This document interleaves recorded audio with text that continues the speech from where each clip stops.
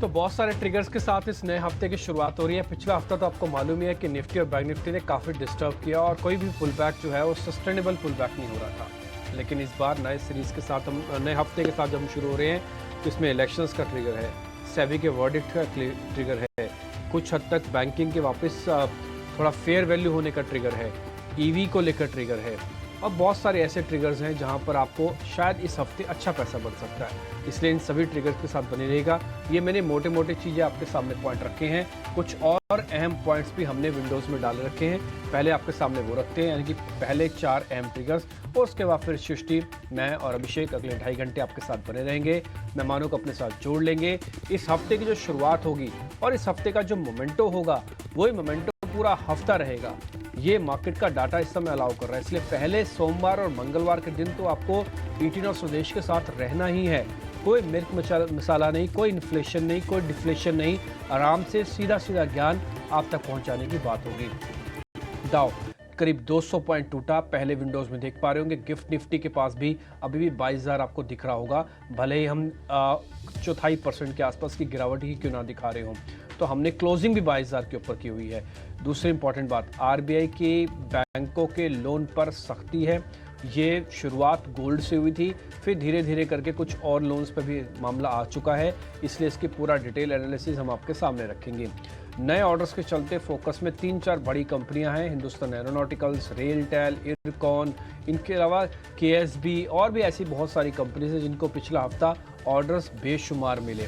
अगले आते हैं 7 चरण में लोकसभा चुनाव होंगे, 4 जून को आएंगे नतीजे। आज हम खड़े हैं मार्च में, तो मार्च का एंड मई, अप्रैल माफ कीजिए, फिर मई, फिर जून, 4 जून तक, तो 2-2.5 महीने आपको इस चुनावों के रंग में भी रंगना होगा। तो इसलिए ये सारे ट्रिगर्स हम आपके लिए लेके आए हैं। अब आगे बढ़ रहे हैं, सृष्टि कार्यक्रम की शुरुआत कर रही है ग्लोबल मार्केट के साथ। अभिषेक से बातचीत करके फिर हम धीरे धीरे करके डोमेस्टिक और डेरिवेटिव्स का डाटा आपके सामने रखेंगे। जी बिल्कुल, ग्लोबल बाज़ारों की अगर हम बात करें अभिषेक, तो काफ़ी ये हफ्ता काफ़ी अहम रहने वाला है, क्योंकि bank of Japan, US Fed, ये सभी एक्शन में इनके जो डिसीजंस हैं वो ज़रूर ध्यान में रखने होंगे कि क्या कुछ निर्णय वहाँ से आते हैं। पर फ्राइडे को अभिषेक फिर से एक बार कमज़ोरी आती हुई दिखी यूएस बाज़ारों में। अभी फ़िलहाल कैसे दिख रहे हैं फ्यूचर्स, और साथ ही एशियाई बाज़ारों से क्या कुछ संकेत हैं? सृष्टि, फ्यूचर्स में बहुत ज़्यादा चेंजेस नहीं है, एक तरह से फ्लैट ट्रेड ही होते दिख रहे हैं। हल्की हल्की सी गिरावट हम वहाँ पर देख रहे हैं। लेकिन अगर हम शुक्रवार के सत्र की बात करें तो डॉ में हमने करीब 190 अंकों के आसपास की गिरावट देखी, एसएनपी में भी प्रेशर हमने देखा। और अगर हम पूरे हफ्ते की बात करें तो डॉ में, एसएनपी में हल्की सी गिरावट रही, लेकिन अगर हम पूरे वीक की बात करें तो नेस्डेक में 0.25% के आसपास की नेट ये गिरावट हमने देखी है। अगर हम स्पेशली अगर हम शुक्रवार की बात करें तो नेस्डेक में 1% के आसपास की गिरावट रही और 16,000 के नीचे जाकर इंडेक्स बंद हुआ है। और इसके पीछे बड़ी वजह ये रही कि जो टेक शेयर हैं, पहले हमने एनवीडिया के चलते इंडेक्स पर प्रेशर देखा, हमने एडोबी के शेयर में करीब करीब 14% की भारी भरकम गिरावट देखी, उसके चलते नेस्डेक पर थोड़ा सा हमने दबाव देखा 1% के आसपास की। अगर हम शुक्रवार के सत्र की बात करें तो अमेरिकन जो एक्सचेंजेस हैं वहां पर सबसे ज्यादा वॉल्यूम हमें देखने को मिला है।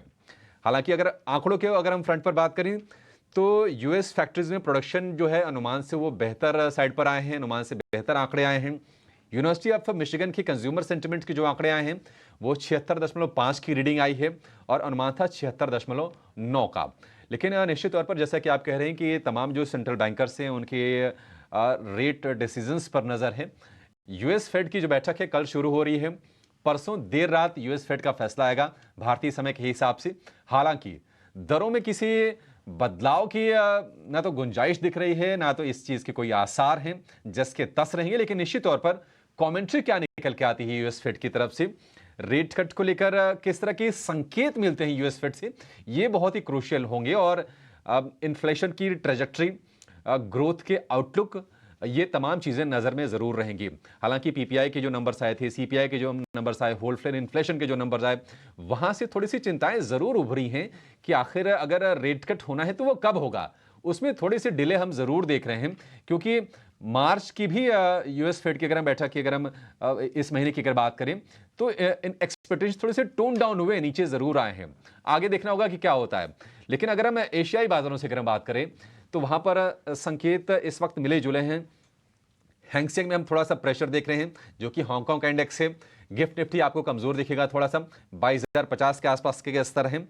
लेकिन चीन के आंकड़े अच्छे आए हैं, रिटेल की और इंडस्ट्रियल प्रोडक्शन के वहां पर आंकड़े अनुमान से बेहतर आए हैं। चीन के बाजार में हम तेजी देख रहे हैं। इसके अलावा कोरिया के बाजार में भी हमें तेजी देखने को मिल रही है। या जापान के सेंट्रल बैंक के फैसले पर नजर है कि वहां से क्या डिसीजन होता है। लेकिन निकेई में करीब 2% के आसपास का हम एक ठीक ठाक उछाल देख रहे हैं। क्रूड की अगर बात करें आखिर में, क्रूड $85 के आसपास ही कारोबार कर रहा है। थोड़ी सी हमने तेजी देखी है, $85 के ऊपर कारोबार कर रहा है। और ओपेक और IEA जो कि पेरिस बेस्ड एक एजेंसी है, इन दोनों का मानना है कि 2024 में सप्लाई थोड़ी सी तंग रहेगी और इसके चलते क्रूड को देख सकते हैं कि शायद थोड़ा सा कीमतें फर्म रहें। लेकिन अगर हम बात करें रूस के ऑयल रिफाइनरीज पर यूक्रेन के हमले की, तो उसने थोड़ा सा सेंटिमेंट जरूर नेगेटिव किया है भारत के लिहाज से, क्योंकि सप्लाई थोड़ी सी टाइटन हुई है। और हम क्रूड को जो हम देख रहे थे कि 80 से $85 के बीच ही कारोबार कर रहा था, उसमें हमने अपटिक जरूर देखा है। $85 के ऊपर निकलकर कारोबार कर रहा है। तो अमेरिका से थोड़े से कमजोर संकेत हैं। गिफ्ट निफ्टी थोड़ा सा कमजोर है। और अगर हम क्रूड की बात करें तो वहां से भी थोड़ी सी निराशा ही है, क्योंकि $85 के ऊपर कच्चे तेल की भाव है। बॉन्ड यील्ड में कोई खास परिवर्तन हम नहीं देख रहे हैं। अब जरा आ जाते हैं भारतीय बाजारों पर और जरा बात करते हैं निफ्टी की और बैंक निफ्टी की कि वहां से संकेत कैसे मिल रहे हैं भारतीय बाजारों के लिए। और साथ ही FIs के और DIs के आंकड़ों पर भी हम बातचीत करेंगे। डिम्पी हमारे साथ जुड़ गए हैं। डिम्पी बताइए, आज FIs की लॉन्ग होल्डिंग से आपको कैसे संकेत मिल रहा है? देखिए अभिषेक, जैसे भी आप बता रहे थे कि ग्लोबल मार्केट्स में कुछ बहुत बड़े पॉइंट नहीं है, लेकिन फिर भी आपने विस्तार से सारी चीज़ों को नोटिस करवाया। ऐसे में बहुत शॉर्ट में आपको नोटिस करवा देता हूँ। वो इसलिए क्योंकि कुछ खास बड़ा चेंज है नहीं। रिटेल की होल्डिंग में नो चेंजेस, 54% अराउंड है। DIs की होल्डिंग में नो चेंजेस, 40+ के चल रहा है। और FIs की होल्डिंग में स्लाइटली 2% का चेंज है, 37% का। ये इलेक्शंस डेट अनाउंस होने के बाद अब थोड़ा तस्वीर दूसरी तरीके से बदलेगी शायद। और 37% अराउंड अभी FIs हैं। ये FIs ने पिछले हफ्ते में भी ऑन एन एवरेज 39% के आसपास की एक एवरेज बनाई हुई है। ये 33 से लेकर 44 तक गए हुए हैं, तो इसलिए मैंने 39 के एवरेज को पकड़ा हुआ है। तो आप एवरेज से जस्ट थोड़ा सा नीचे गए हैं, लेकिन ये ज़्यादा चिंता की बात नहीं है जब तक आप 30 या फिर उसके थोड़ा और नीचे ना चले जाएँ, या फिर 33 के उसके नीचे ना चले जाएँ, क्योंकि भी आप एवरेज का ही पार्ट हैं जो पिछले 10, 15, 20 दिनों से बनी हुई है। तो इसलिए FIs, रिटेल और DIs, इनकी होल्डिंग से मैं कुछ खास मतलब नहीं समझ रहा। बाजार को ना चलाएंगी ना गिराएंगी, ऐसा कुछ है। ठीक है, ज्यादा बदलाव नहीं है DIs की और रिटेल होल्डिंग में। लेकिन डिम्पी, अगर हम पिछले हफ्ते की बात करें, तकरीबन 450 पॉइंट निफ्टी ने गवाए हैं। हालांकि 22,000 को होल्ड किया आखिरकार शुक्रवार को जाके। आज के लिए संकेत कैसे दिख रहे हैं और जिन्होंने लॉन्ग किया हुआ है उनके लिए सलाह क्या होगी? और क्या इस लेवल पर आकर 22,000 के आसपास, इसके नजदीक आकर लॉन्ग की गुंजाइश बन रही है? फ्रेश लॉन्ग किसी को करना है तो? बिल्कुल अभिषेक, ये क्वेश्चन आप हर बार पूछते हैं, हर रोज़ पूछते हैं, क्योंकि ये फॉर्मेट ही ऐसा है पूछने का। तो इसलिए मैं अमूमन यही जवाब दे रहा हूँ कि आपको 3 चीज़ आपको अच्छे से मैंने नोटिस करवाई है और आप उसका असर भी देख रहे होंगे मार्केट के अंदर। पहला, एवरेज नहीं करना, पहली पॉइंट हमने नोटिस करी थी। ज़्यादा वॉल्यूम नहीं रखना। दूसरा, ज़्यादा पैसा बड़ा इंडाइसिस से बनेगा नहीं बन रहा आपका पैसा, स्टॉक से बनेगा। तीसरा इंपॉर्टेंट बात, बाजार के पास मेजर क्रैक, मेजर मूव के कोई चांसेस ही नहीं है। कोई मेजर क्रैक नहीं आ रहा, कोई मेजर मूव नहीं आ रहा। बाजार उसी रेंज में है। जो 400, 450 पॉइंट की करेक्शन की बात है, ये सारे सेंटिमेंट, ये सारे फैक्चुअल डाटा हम ऑलरेडी आपको पहले भी नोटिस करवाए हुए हैं कि कहीं पे जाके मार्केट को फटीक आता है। हम एक वर्ड इस्तेमाल करते हैं फटीक, जिसको हिंदी में थकावट कहते हैं। तो वहाँ पे आके थकावट आती। फिलहाल बाजार के पास अभी एक अच्छा बेस है। ये बेस 22,000 का है। उसके बाद और स्ट्रॉन्ग बेस है, उस बेस का नाम है 21,000, नंबर है 21,800। तो ये 21,800, 22,000 वाले बेस का फ़ायदा उठाएं। मार्केट ने थोड़ा ऊपर नीचे कर दिया, बहुत सारे पॉइंट्स को नोटिस करवा दिया, थोड़ा फ्रॉथ हटवा दी, लेकिन इन दोनों लेवल्स के नीचे हमको भी क्लोजिंग नहीं मिल रही है। तो ये अच्छा पॉइंट है बाजार के लिए कि इसके लेवल्स के नीचे क्लोज नहीं कर रहा है। तो अभी आप इस क्लोजिंग को और मार्केट के इस मोमेंटम का फ़ायदा उठाओ। मैं फिर से रिपीट करता हूँ, एवरेज मत करो। जो पोजीशंस ले रखी हैं वही सिर्फ लेके रखो। आपका टारगेट पहला 22,250, फिर 350 होगा। मैं एक चीज़ रिपीट कर देता हूँ, 250 से 350 तक जो भी पुल बैक आ रहा है, कमज़ोर पुल बैक है। इसमें जल्दी जल्दी पैसा निकालना है, book the profit, leave the market. एक बार अगर आप 350 के रेंज को पार कर दोगे, फिर एक ह्यूज शॉर्ट कवरिंग मार्केट के अंदर आ सकती है। लेकिन जब तक 22,250 350 नहीं पार होता तब तक कोई जल्दबाजी ना करें। जो पोजीशंस ले रखे हैं उसको होल्ड करें। दोनों स्टॉप लॉसेस मैंने आपको बता दिए, 22,000 और 21,800। ठीक है, 22,000 और 21,800। डिम्पी, शॉर्ट करना है क्या? हालांकि लग तो नहीं रहा क्योंकि निफ्टी ऑलरेडी नीचे है हाई से। क्या आपकी सलाह होगी? देखिए, बात आपने आधी बात मेरी बता दी कि ऑलरेडी नीचे है, आधी बात मैं कर देता हूँ। जो फैक्चुअल डाटा है वो आपको अलाउ नहीं कर रहा, डेरिवेटिव्स का डाटा आपको अलाउ नहीं कर रहा। अच्छा, आपको कैसे पता लगा हमको कि ये अलाउ नहीं कर रहा? आपको पुट कॉल रेशो देखोगे ना तो इसकी 1 के आसपास है, ये फेयर वैल्यू है। मैं अगर आप मेरे से पूछोगे कि निफ्टी क्या ओवरबॉट है या ओवरसोल्ड है, मैं बोलूँगा कुछ नहीं है बॉस, ना ही ओवरबॉट है ना ही ओवरसोल्ड है। ये ओवरसोल्ड भी नहीं है। अपने दिमाग से ये पॉइंट भी निकाल देना चाहिए कि निफ्टी नीचे आ गया तो ये सस्ता हो गया। कोई सस्ता वस्ता नहीं है, एक्चुअली इसकी फेयर वैल्यू इतनी बन रही है आजकल के पुट कॉल रेशो के हिसाब से, जो 1 के आसपास बन रहा है। इसलिए क्या होगा ना, आपको मूव देने से पहले पहले डायरेक्शन चेक करना पड़ेगा। और दूसरा, जैसे मैंने आपको ऑलरेडी लेवल्स के हिसाब से बताया हुआ है, 22,250 350 जब तक पार नहीं होगा तब तक कोई बड़ा मूव नहीं आएगा। इसलिए पहले तो शॉर्ट नहीं करना चाहिए, क्योंकि इस रेंज पे आके बाय जोन है, बाय जोन में शॉर्ट नहीं होना चाहिए। आप बाइंग और डिप्स कर सकते हो बट शॉर्ट नहीं कर सकते, दोनों में फर्क है। डिप का मतलब कि नीचे आप एक खरीदोगे, ऊपर जाके बेचोगे नहीं। मैंने सिर्फ एक ही बात बोली है लेकिन थोड़ा दूसरे तरीके से बोली है, बस इतना आपको काम समझना है। और एक और पॉइंट, अगर आपको ने शॉर्ट ठान ही लिया और आपको शॉर्ट से ही पैसे बनते हैं और आपका लकी है शॉर्ट करना, तो फिर कम से कम 250 पौने 300 के आसपास आके शॉर्ट करना, 50-60 पॉइंट का ऊपर का स्टॉप लॉस दे देना, 200 पॉइंट नीचे का टारगेट ले लेना। आई रिपीट, अगर आपको शॉर्ट करना ही है तो 22,250 के आसपास शॉर्ट करो, 300 का स्टॉप लॉस डाल दो उस केस के अंदर, और फिर आप 22,000 का टारगेट लगा लो। लेकिन मेरी तरफ से ना है।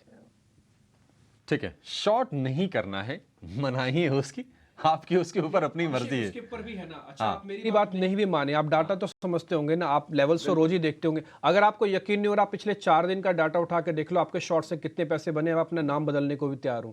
तो क्या हो रहा है ना, मैं गलत हो सकता हूं 10 में से 2 बार 3 बार, वो इसलिए क्योंकि मैं सिर्फ डाटा का फॉलो करता हूं, मेरी कोई इमोशंस नहीं है। मैं जब आपके सामने बोलता हूं, मैं इमोशन लेस और निर्दयी होकर बोल रहा होता हूं। पहले भी कहा है कि मैं डेटा का गुलाम हूं, शब्द आपके सामने रख देता हूं।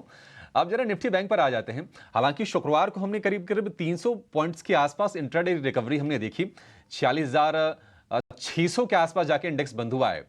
तो लॉन्ग वालों का कन्विक्शन तो बना रहना चाहिए डिम्पी। अभी आज के लिए क्या आप सलाह देंगे? क्या आप फ्रेश लॉन्ग भी कर सकते हैं?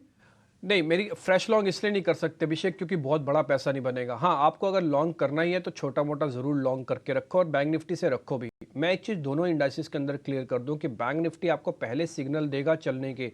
आई रिपीट, बैंक निफ्टी आपको पहले सिग्नल देगा अब चलने के। मैं उसकी वजह बताता हूँ। इसके पुट कॉल रेशो आ गई है 0.7 अराउंड, तो ये 6 के आसपास तो बिल्कुल बॉट ही होने लग जाता है, तो 7 के आसपास। इसलिए शॉर्ट करने से बिल्कुल बचना चाहिए, लॉन्ग करो। लॉन्ग भी कैसे करो, 10-20% रखो। ये जो मैं आपको बता रहा हूँ कि बड़ा पैसा नहीं बनेगा, वो इसलिए नहीं बनेगा क्योंकि जब 47,000 तक आप जाओगे ना ऊपर, तो आप बार बार रेजिस्टेंस को फेस करोगे और सप्लाई को फेस करोगे। तो इसलिए 47,000 तक तो ये हिचकोले खाते हुए जाओगे आप। लेकिन एक बार 47,000 के ऊपर आपको क्लोजिंग मिल गई ना, तो थोड़ा फियर बैठेगा बियर्स के मन में, जो इन्होंने शॉर्ट किया है। वो फियर आपको शॉर्ट कवरिंग का ट्रिगर करवाएगा। जब तक 47,000 पार नहीं होगा ना, उनका डर ही नहीं। आप किसी को डराओगे तभी तो किसी से काम करवा पाओगे। जब सामने वाला आपसे डरेगा ही नहीं तो आपका काम क्यों करेगा? ये उसको वैसे ही सोच के देखो थोड़ा सा। तो इसलिए 47,000 एक बार लाना बहुत जरूरी है, उसके ऊपर क्लोज कराना जरूरी है, 2-4 दिन टिकाना जरूरी है। उसके बाद आप शॉर्ट कवरिंग का नज़ारा देखना कैसे आता है। लेकिन मैं फिर से बोलूंगा, 10-20% सौदे बना के रखो। और ये आपको स्टॉप लॉसेस दे देता हूं मैं। 3 चरण के स्टॉप लॉसेस हैं। पहला, जैसे चुनाव आयोग ने 7 चरण दिए, हम 3 चरण दे देते हैं।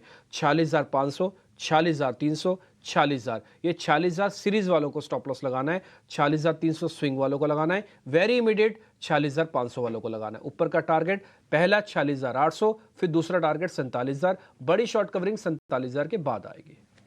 ठीक है, तो यहां से 200 पॉइंट के ऊपर के आपके टारगेट्स बन रहे हैं बैंक निफ्टी में। डिम्पी, क्या निफ्टी की तरह यहां पर भी बिल्कुल वही सलाह है, शॉर्ट नहीं करना है क्योंकि डेटा अलाउ नहीं कर रहे हैं? हाँ, बिल्कुल डेटा अलाउ भी नहीं कर रहा। अभिषेक, अगर आपको याद भी होगा तो पिछले 3-4 दिनों से हम ये बात कह भी रहे हैं आपको कि ये जो 46,300 जो 500 वाला जो रेंज है ना, ये एक्चुअली एक बाय जोन है। ये बाय जोन होने की वजह से ना ये टूट नहीं रहा और बार बार आकर आपको छोटा मोटा पुल बैक दिखा के एक सेफ्टी नेट में डाल के बंद कर देता है बाजार को। इसलिए बाय जोन के अंदर शॉर्ट नहीं करना चाहिए। और दूसरी बात मैंने आपको 2-4 दिन पहले बताई थी, अगर आपने शॉर्ट मन बना रखा है तो टॉप पे करो। या तो फिर बिल्कुल बॉटम पे करो। ये बाय जोन नहीं है शॉर्ट करने के लिए। मेरी तरफ से बैंक निफ्टी बिल्कुल मनाही है शॉर्ट करने के लिए। अगर आपको करना ही है तो यहाँ से कम अभी 800 पॉइंट चलने दो बैंक निफ्टी को। 800 point, I repeat, 800 point bank Nifty को चलने दो। फिर जब फटीक आएगा तब आप शॉर्ट करना, अभी शॉर्ट करने का मौका नहीं है। या फिर आप वेट करो 40,000 को भी ब्रेक होने की, ताकि मंदड़ी ऐसी पकड़ बना ले कि आपको बाहर निकलने का मौका न दे। इसलिए या तो 46,000 के ब्रेक होने पर या तो कम से कम 800 पॉइंट के बैंक निफ्टी पर चलने पर शॉर्ट करना, अदरवाइज शॉर्ट करने के लिए मेरी तरफ से ना है। शॉर्ट करने के लिए ना है। लेकिन अब आज है 18 मार्च, 19 अगर हम अप्रैल की बात करें, यहां से करीब करीब 1 महीने दूर है डिम्पी, चुनाव की शुरुआत हो जाएगी, पहले चरण की वोटिंग। हालांकि काफी लंबा चुनाव है, करीब करीब 1.5 महीने तक चलेगा। उसके बाद 4 जून को नतीजे आएंगे। तो 1 महीने बाद तो बाजार की भी रणनीति डिम्पी बदलनी पड़ जाएगी। वो तो फिर हर के ऊपर फिर निर्भर करेगा कि यहां से आगे कैसे प्रोसीड करेंगे। बिल्कुल ये ऐसे ही होगा अभिषेक, क्योंकि एक तो लंबा चुनाव है, 7 चरणों के चुनाव है। इससे पहले बाजार ने फ्रॉथ हटाई हुई है। दूसरा, अभी एफआई सिस्टम में जैसे मैंने कहा ना, अपने मार्किंग के अकॉर्डिंग खड़े हुए हैं। आप मेरे से ऐसे पूछे ना, कोई भी ओवरबॉट नहीं है, कोई भी ओवर सोल्ड नहीं है, सबके सब रेंज में है। इसलिए चुनावों का असर उसके चरणों पर जरूर पड़ेगा।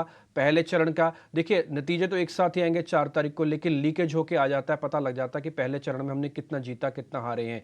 तो ये सिस्टम के अंदर जब जब आएगा ना, अपना असर जरूर दिखाएगा। पहले 2 चरण बड़े क्रिटिकल्स होते हैं और पहले 2 चरण के अंदर ही बाजार अपनी धीरे धीरे डायरेक्शन को बनाता है। इसलिए मेरा मानना है कि 19 अप्रैल जो भी आपने डेट दी है, उससे पहले एक डेरिवेटिव एक्सपायरी आएगी। तो एक छोटा सा मूव आपको मार्केट के अंदर जरूर इससे पहले मिलेगा, और उसके बाद फिर जो मूव है मार्केट के, वो इस चुनाव के अधीन हो जाएंगे।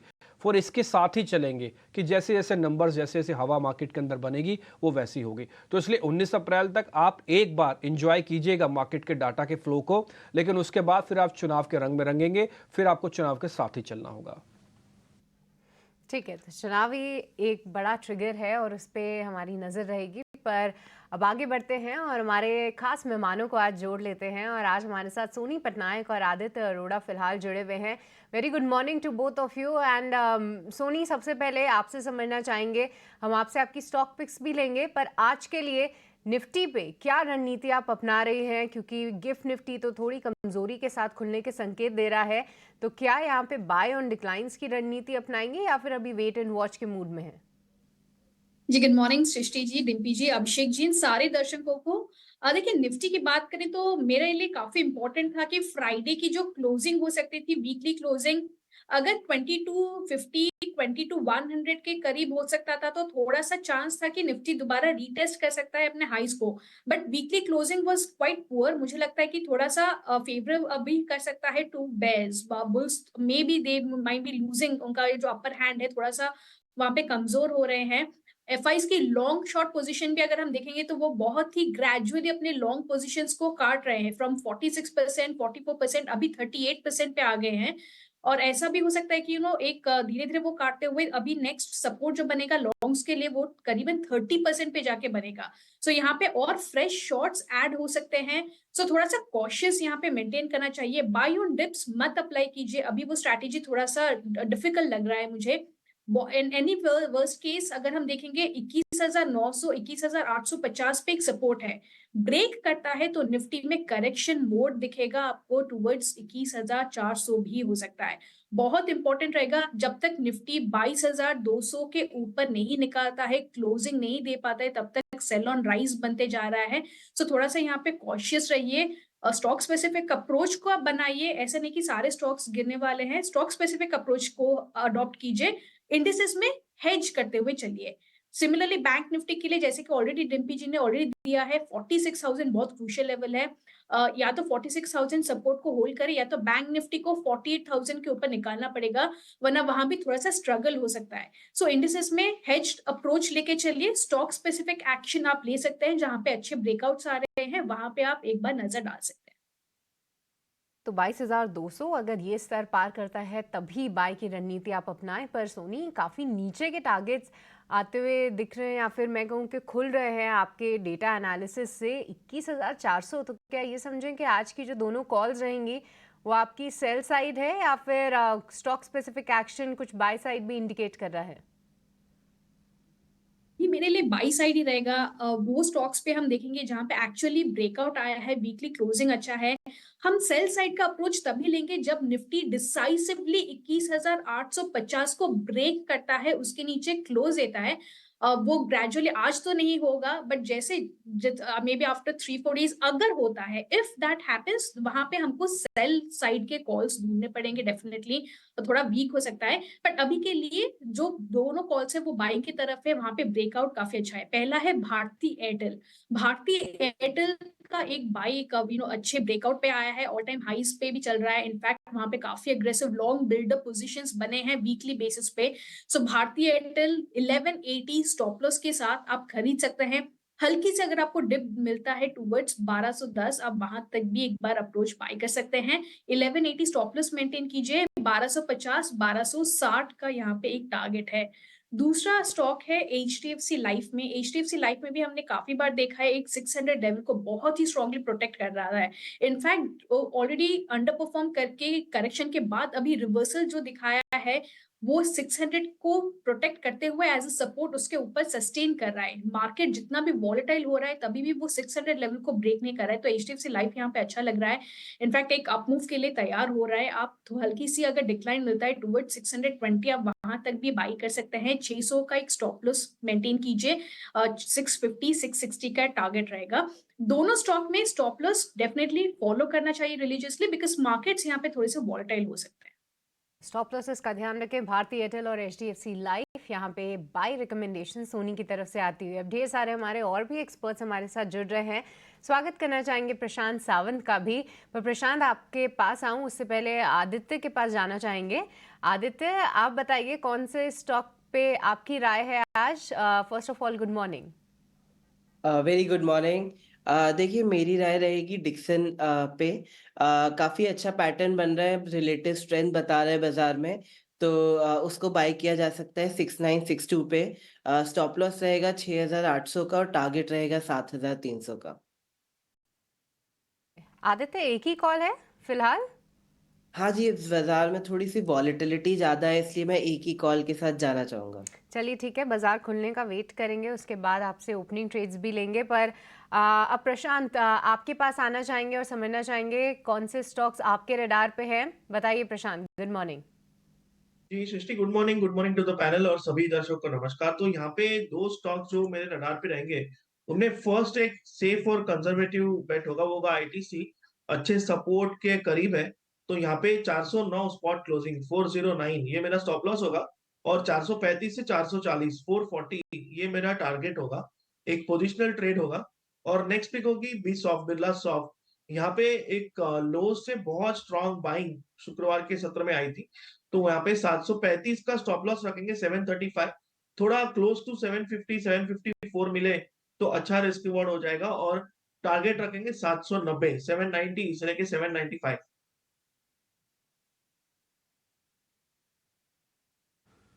ठीक है, सारे के सारे जो पिक्स आए हैं, जो ट्रेडिंग कॉल्स आए हैं, आपके सामने एक बार फिर से रख देते हैं।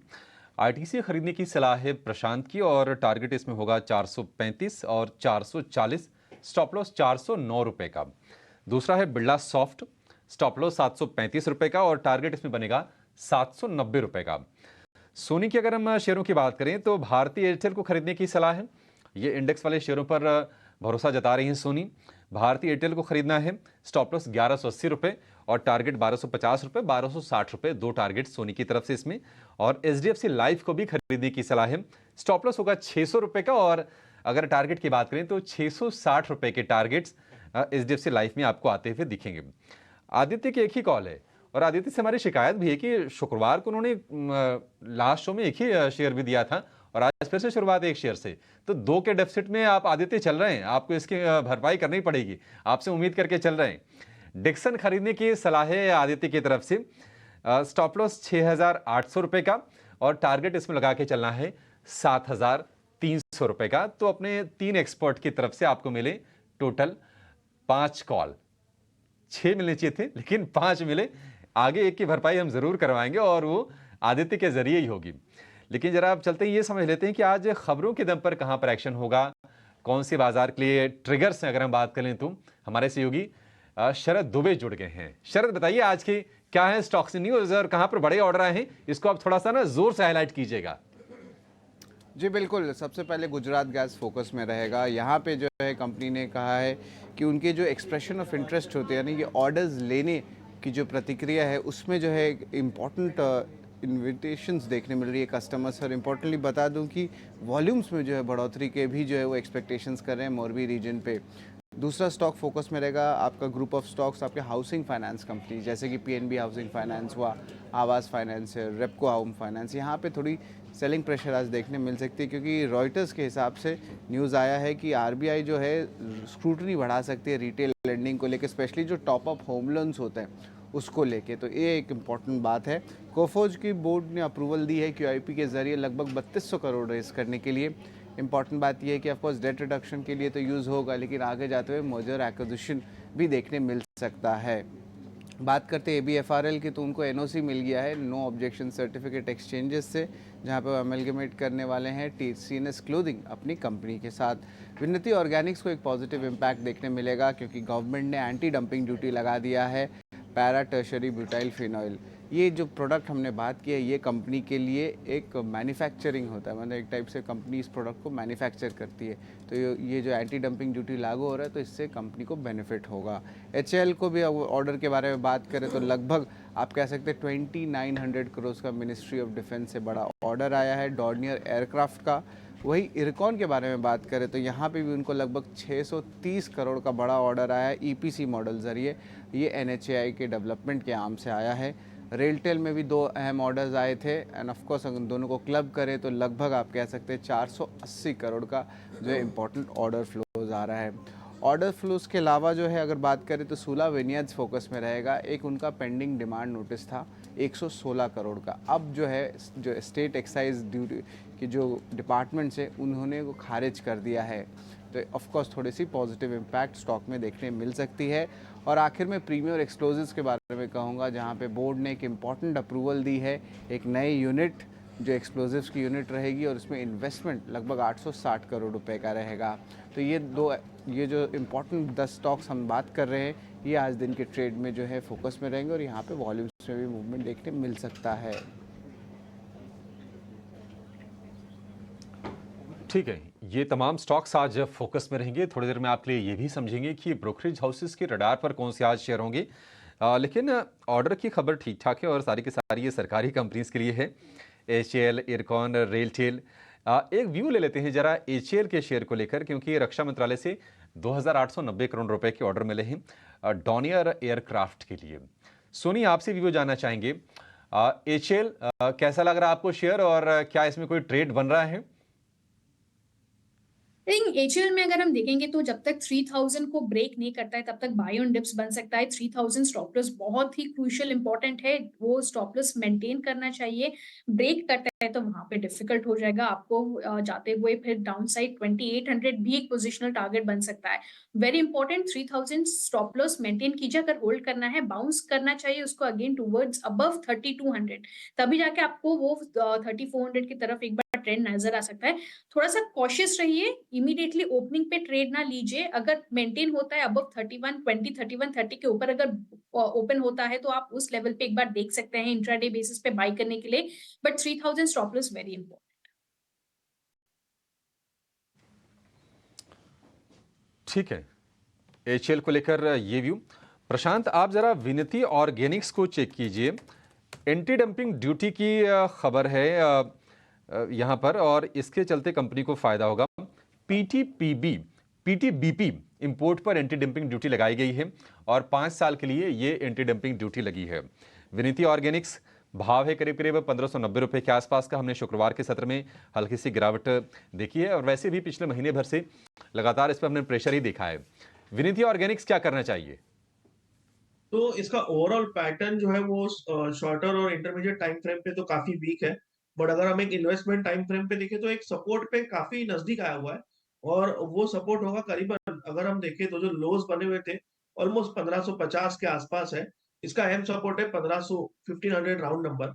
तो मुझे लग रहा है अगर कोई खरीदना चाहे इन्वेस्टमेंट के हिसाब से, तो हालांकि मैं रिकमेंडेशन दूंगा नहीं क्योंकि ओवरऑल पैटर्न वीक है, बट अगर किसी के पास स्टॉक हो तो 1500 का स्टॉप लॉस रख के बने रहिए। जब तक 1500 इंटैक्ट है, मुझे लग रहा है स्ट्रक्चर ओके है, बट अगर 1500 ब्रेक हो जाए, तो शायद और तकलीफ आ सकती है।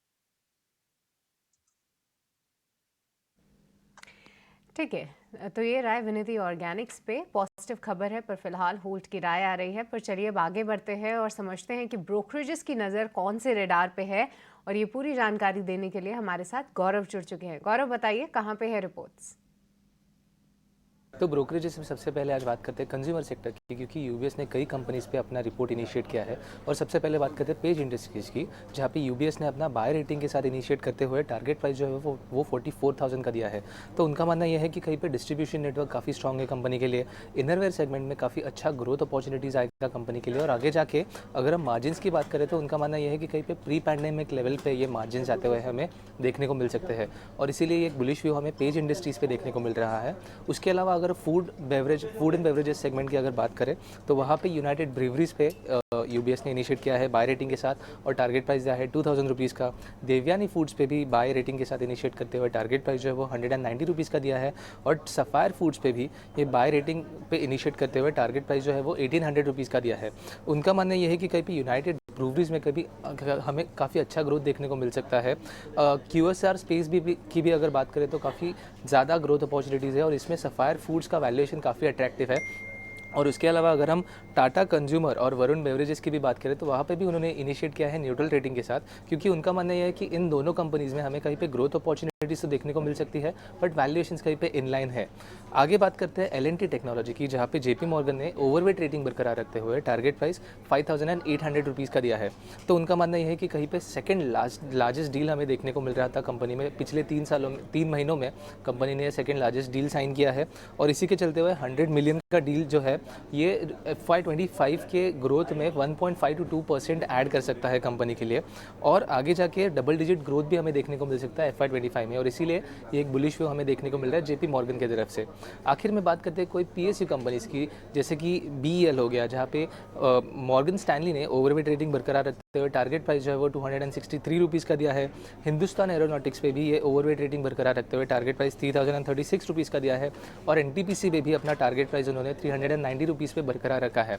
उनका मानना यह है कि कहीं पे हमें इन सब शेयर्स में एक अंडर परफॉर्मेंस देखने को मिला था पिछले कई दिनों में, और इसी की वजह से ये थोड़े अट्रैक्टिव वैल्यूएशंस पे है। और आगे जाके रिलेटिव इंडेक्स के मुताबिक अगले 60 दिनों में ये शेयर जो है वो कहीं पे आउट परफॉर्म करने के काफ़ी ज़्यादा चांसेस है।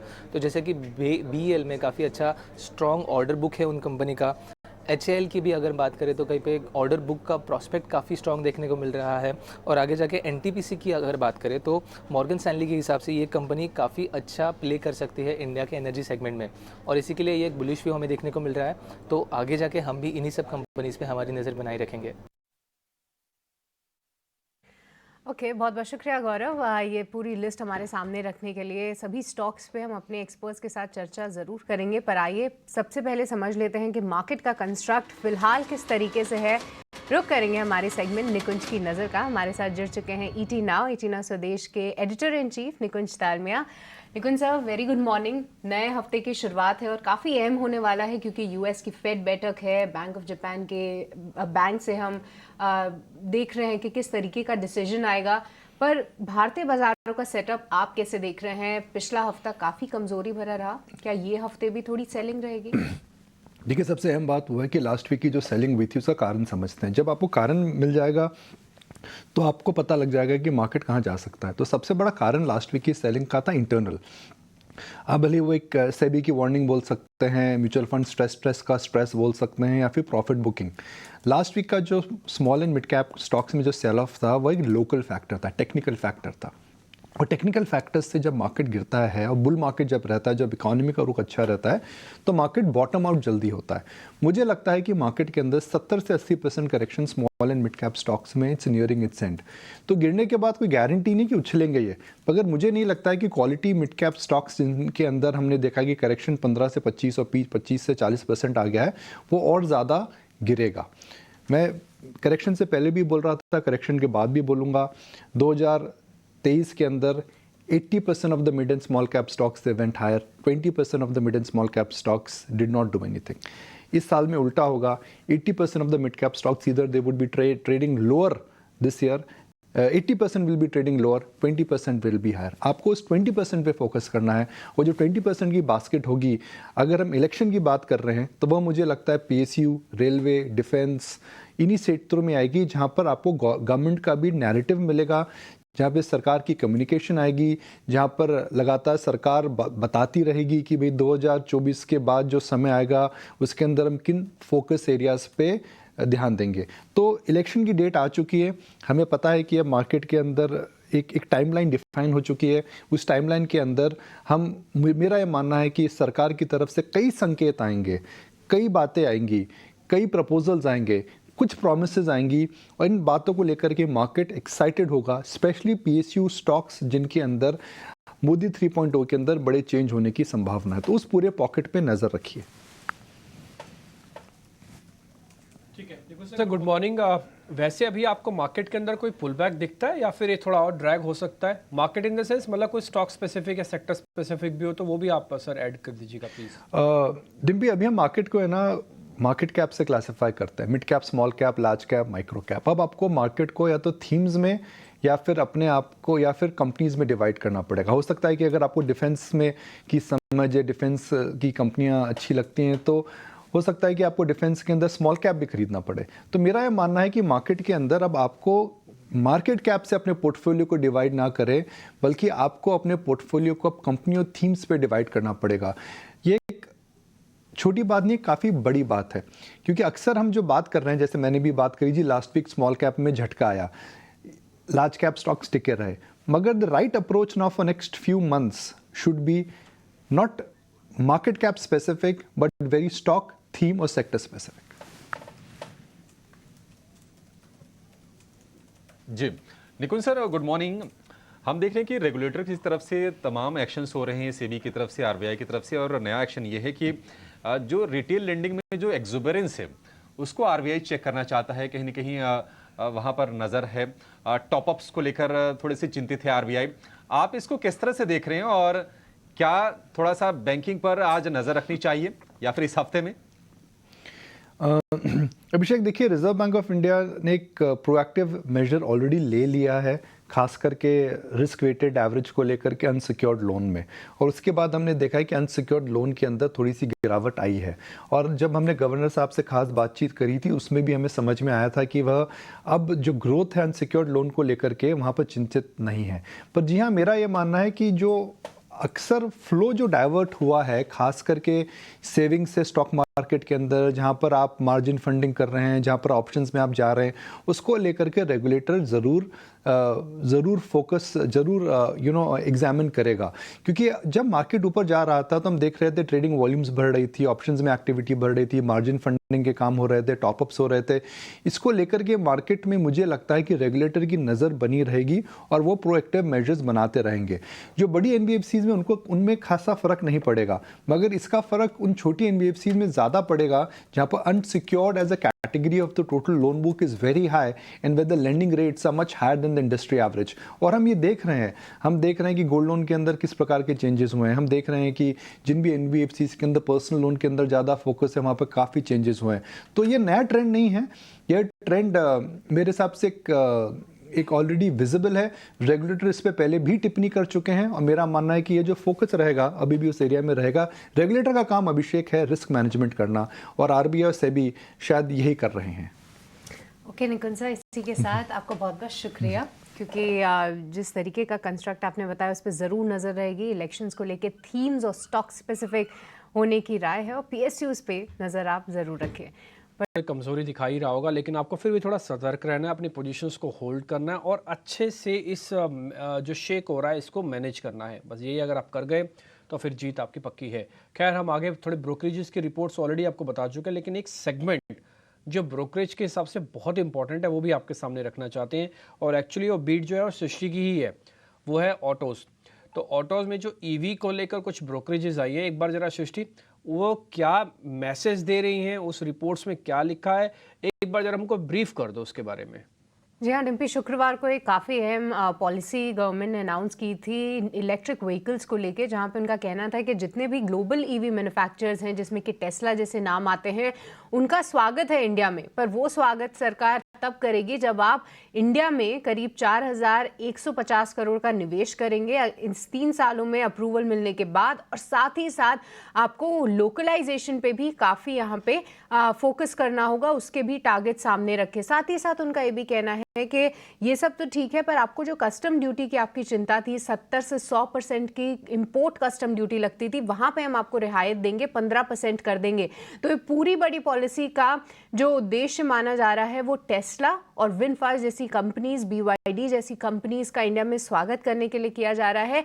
और इसी पे कई सारे ब्रोकरेजेस रिपोर्ट लेकर आए हैं जहाँ पे सबका यही कहना है कि M&M और टाटा मोटर्स, जिनकी फिलहाल EV गाड़ियाँ जो हैं मार्केट में उपलब्ध हैं, उनको लेके थोड़ा सा थ्रेट ज़रूर हो सकता है। नियर टर्म इम्पैक्ट जो है वो फिलहाल नहीं देख रहे हैं, पर हाँ लॉन्ग टर्म में कंपटीशन के लिए तैयार हो जाइए। एक एक करके बता दें तो देखिए, इलारा का कहना है कि कंपटीशन तो बढ़ेगा, पर जो ईवी का मल्टीपल वो लोग इंजॉय करते थे क्योंकि टाटा मोटर्स लीडर था, तो उसको वहाँ पे काफ़ी वैल्यूएशन का एक सपोर्ट मिलता था क्योंकि वो लीडर था ईवी में, तो वो थोड़ा सा शायद श्रिंक हो जाए। पर क्योंकि लोकलाइजेशन के टारगेट्स यहाँ पे काफ़ी अहम बताए जा रहे हैं, तो साथ ही साथ जो ऑटो एंसिलरीज हैं उन पे भी नज़र रखिए। इलारा ने 2 नाम हाईलाइट किए हैं, संवर्धना मदरसन और साथ ही सोना BLW, क्योंकि ग्लोबल मार्केट में जब टाइप्स की बात आती है तो दोनों ही कंपनीज के बेहतरीन टाइप्स हैं, और इंडिया में जब ये ग्लोबल EV मैन्युफैक्चरर्स एक्सपैंड करने की कोशिश करेंगे तो शायद इन्हीं कंपनीज को फायदा होगा जो कि पहले से ऐसे कॉन्ट्रैक्ट्स निभाती आ रही हैं। साथ ही साथ उनका कहना है कि ऊनो मिंडा भी एक बेनिफिशियरी हो सकता है। वहीं मैक्वेरी का कहना है कि यहाँ थ्रेट तो ज़रूर है, टाटा मोटर्स में आने वाले 12 से 18 महीने में कोई चिंता नहीं है, पर M&M किस तरीके की प्राइसिंग डिसाइड करता है वो काफ़ी अहम होगा, क्योंकि जितनी भी ये इंपोर्ट ड्यूटी पे रियायत दी जाएगी वो 28 लाख से जो ज़्यादा की गाड़ियाँ इंपोर्ट होती हैं उस पे दी जाएगी, तो M&M की प्राइसिंग काफ़ी इंपॉर्टेंट रहेगी देखना। कोटक का भी ये कहना है कि कंपटीशन के लिए तैयार हो जाइए, और आखिरी में इन्वेस्टिक का कहना है कि टाटा मोटर्स और M&M तो ठीक है कंपटीशन रहेगा, पर M&M क्योंकि वो एक लेट एंट्रेंट है, वो किस तरीके की स्ट्रैटेजी लाता है, क्योंकि FY25 में मारुति की तरफ से भी जो है एक EV गाड़ी आने की तैयारी में है, तो उसके लिए भी कंपटीशन जो है बढ़ता हुआ दिखेगा। तो सभी का मानना है कि कंपटीशन के लिए तैयार हो जाइए, वहाँ पे थोड़ी दिक्कतें रह सकती हैं, पर ऑटो एंसिलरी स्टॉक्स पे भी आप नज़र रखिए।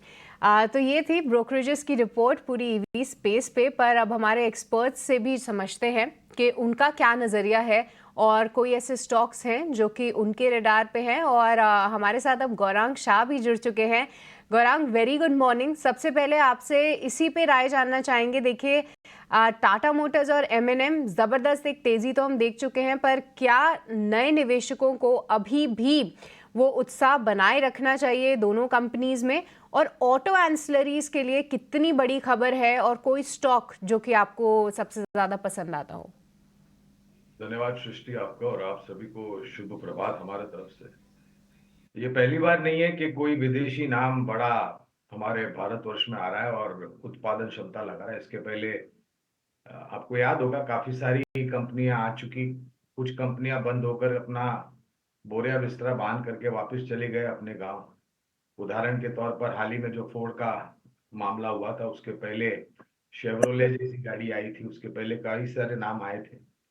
तो प्रतिस्पर्धा आती है तो उपभोक्ताओं को फायदा होता है, इसमें कोई दो राय नहीं है, और आपके पास अपने पसंदीदा मॉडल्स खरीदने का एक अवसर भी मिलता है।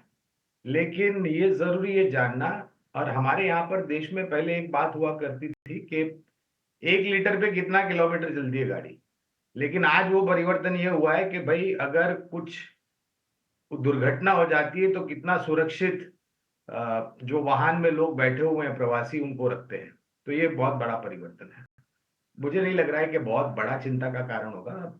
हाँ बिल्कुल, प्रतिस्पर्धा आएगी तो थोड़ा असर पड़ेगा, लेकिन ऐसा नहीं है कि इनका मार्केट शेयर बिल्कुल ही कम हो जाएगा। हमारी पसंदीदा वाहन उत्पादन करने वाली कंपनियों में, चौपहिया वाहनों में टाटा मोटर, M&M, मारुति काफी लंबे समय से रही है और आज के तारीख में भी है। टाटा मोटर तो मेरे ख्याल से डिम्पी भाई को याद होगा, 300 के नीचे के स्तर से हमने कवायद की थी निवेश करने के लिए, आज के तारीख में भी है। और ऑटो एंसिलरी की जो आप बात कर रहे थे, तो वहां पर मैं CI automotive, Uno Minda, Bosch limited जैसी कंपनियां हैं एक्साइड इंडस्ट्रीज, हमारा राजा ऑटोमोटिव जैसी कंपनियां, टायर में अपोलो टायर्स और जीके टायर्स, तो एक फैला हुआ ये क्षेत्र है और मुझे नहीं लग रहा है कि कोई प्रतिस्पर्धा आने से भारत में स्थापित अच्छी बैलेंस शीट, अच्छी मैनेजमेंट कंपनियों को बहुत बड़ा फर्क पड़ेगा। ओके, तो गौरांग नहीं समझते कि ज़्यादा असर पड़ेगा OEMs पे, पर जी हाँ, ऑटो एंसिलरीज पे ज़रूर ध्यान रखिए। कई सारे स्टॉक्स गौरांग ने बताए जहाँ पे आपको रखनी है नज़र। पर आगे बढ़ते हैं और ब्रोकरेजेस की रिपोर्ट्स ढेर सारे स्टॉक्स पे आज आई हैं और उनमें से एक रिपोर्ट आई है पेज इंडस्ट्रीज़ पे। UBS ने खरीदारी की राय के साथ कवरेज शुरू किया है, 44,000 के टारगेट्स दे रहे हैं। एक बार आदित्य आपसे चार्ट चेक लेना चाहेंगे, कैसे देख रहे हैं आप UBS को टेक्निकल फ्रंट पे, क्योंकि फ्राइडे को थोड़ा सा उत्साह इस स्टॉक में ज़रूर दिखा था, पर क्या आज वो कायम रहेगा? कौन से लेवल्स ध्यान में रखें? देखिए, पेज इंडस्ट्रीज के पैटर्न अच्छे बन रहे हैं। इसको बाय किया जा सकता है 34,661 में। स्टॉप लॉस लगाना चाहिए 33,000 का और टारगेट रहेंगे इसमें 37,000 से लेके 38,000। तो मैं बिल्कुल मेरा भी व्यू इंटैक्ट है उनके साथ और पैटर्न्स अच्छे बन रहे हैं, तो बिल्कुल बुलिश राय बनती है।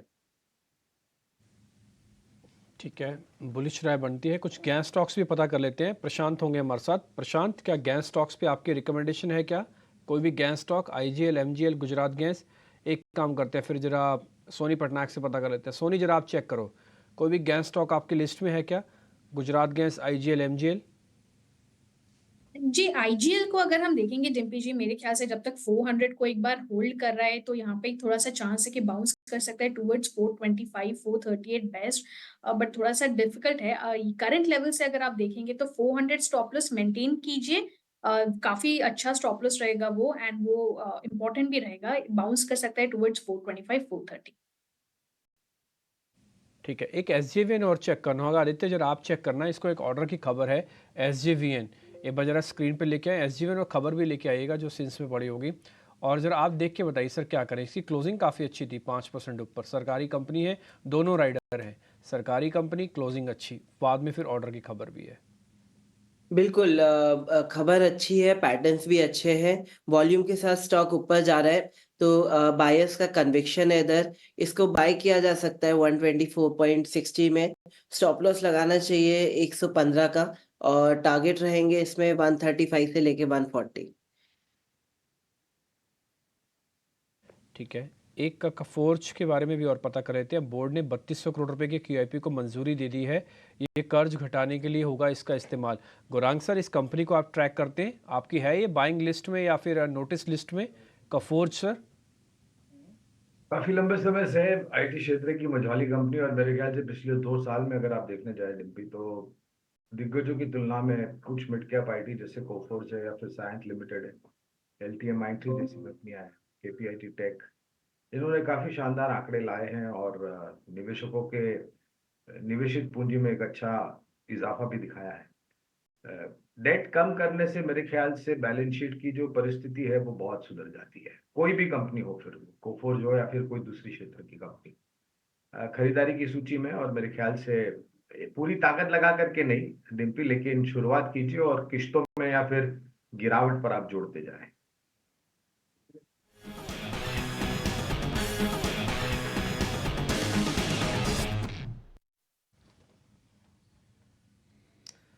तो हमारा स्पेशल सेगमेंट भसीन के बेहतरीन शेयर। भसीन साहब, बहुत शुक्रिया आपका समय देने के लिए। स्वागत है टीनो स्वदेश पर।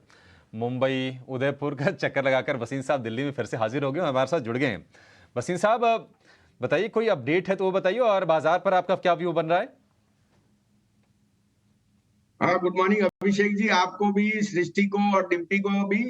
तो शनिवार सुबह 5:30 से 6 सिद्धिविनायक की आरती की, कल सुबह 5 बजे मंगला आरती की श्रीनाथ जी की, और आज आ गए दिल्ली वापिस आपके साथ जुड़ने।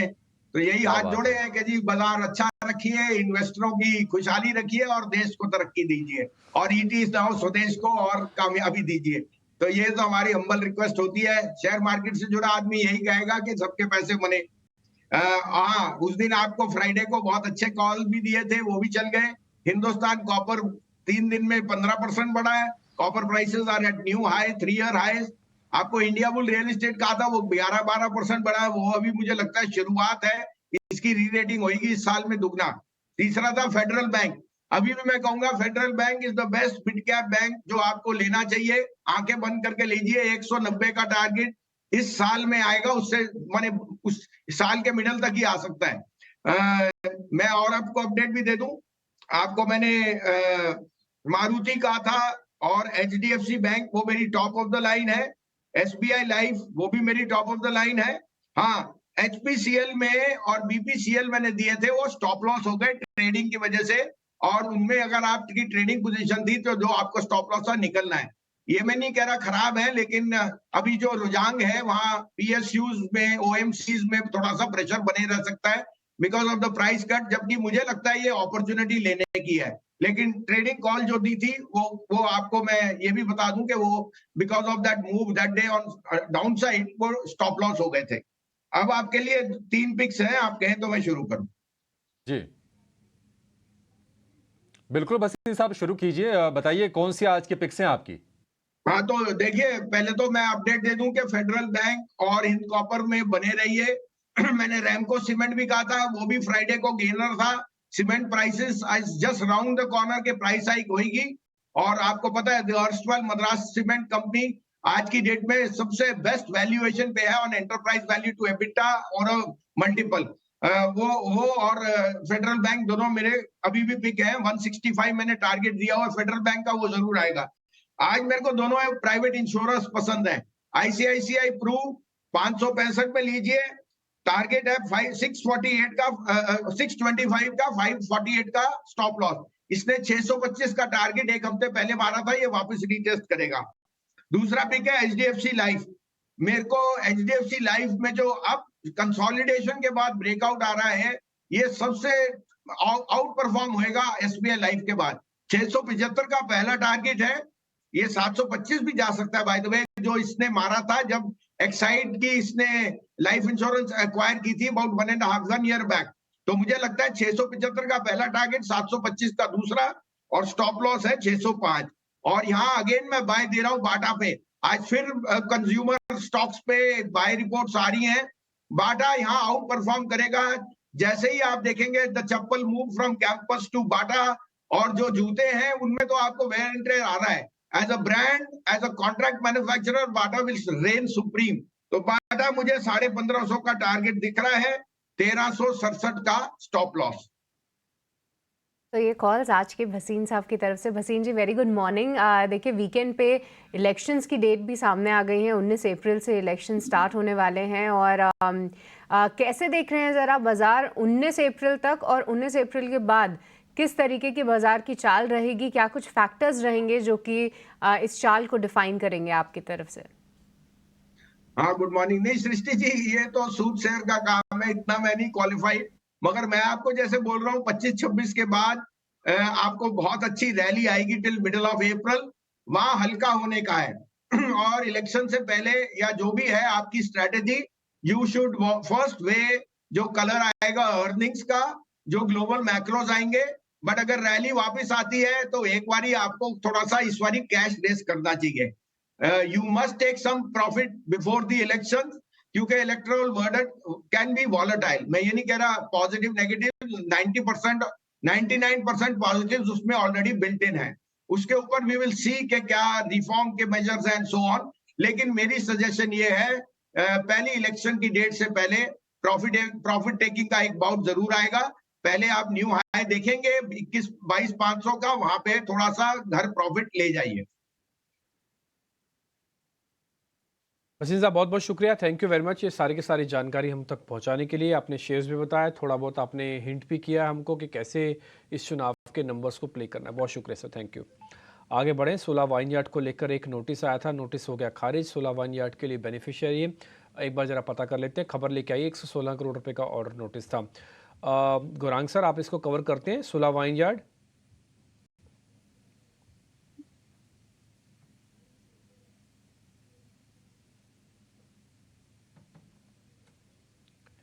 गौरांग आवाज़ आ रही है आप तक? सर आप 16 वाइनयार्ड को कवर करते हैं, 116 करोड़ रुपए का डिमांड नोटिस आया था, वो खारिज हो गया, कोर्ट से जीत के ले आए मैटर ये अपना। डिम्पी क्षमा चाहता हूँ, इस पर कवरेज नहीं है तो हम विशेष रूप में टिप्पणी नहीं कर पाएंगे। ठीक है, कोई बात नहीं सर, इसको जरा मैं फिर टेक्निकली चेक करवा लेता हूँ। आदित्य अरोड़ा, आप इसको जरा टेक्निकली चेक कीजिए। सुला वाइन यार्ड्स को वॉलेटाइल भी है, मूवमेंट भी देता है, अब खबर पे रिएक्शन भी देता है। पहले कम देता था, अब रिएक्शन देता है। राइट।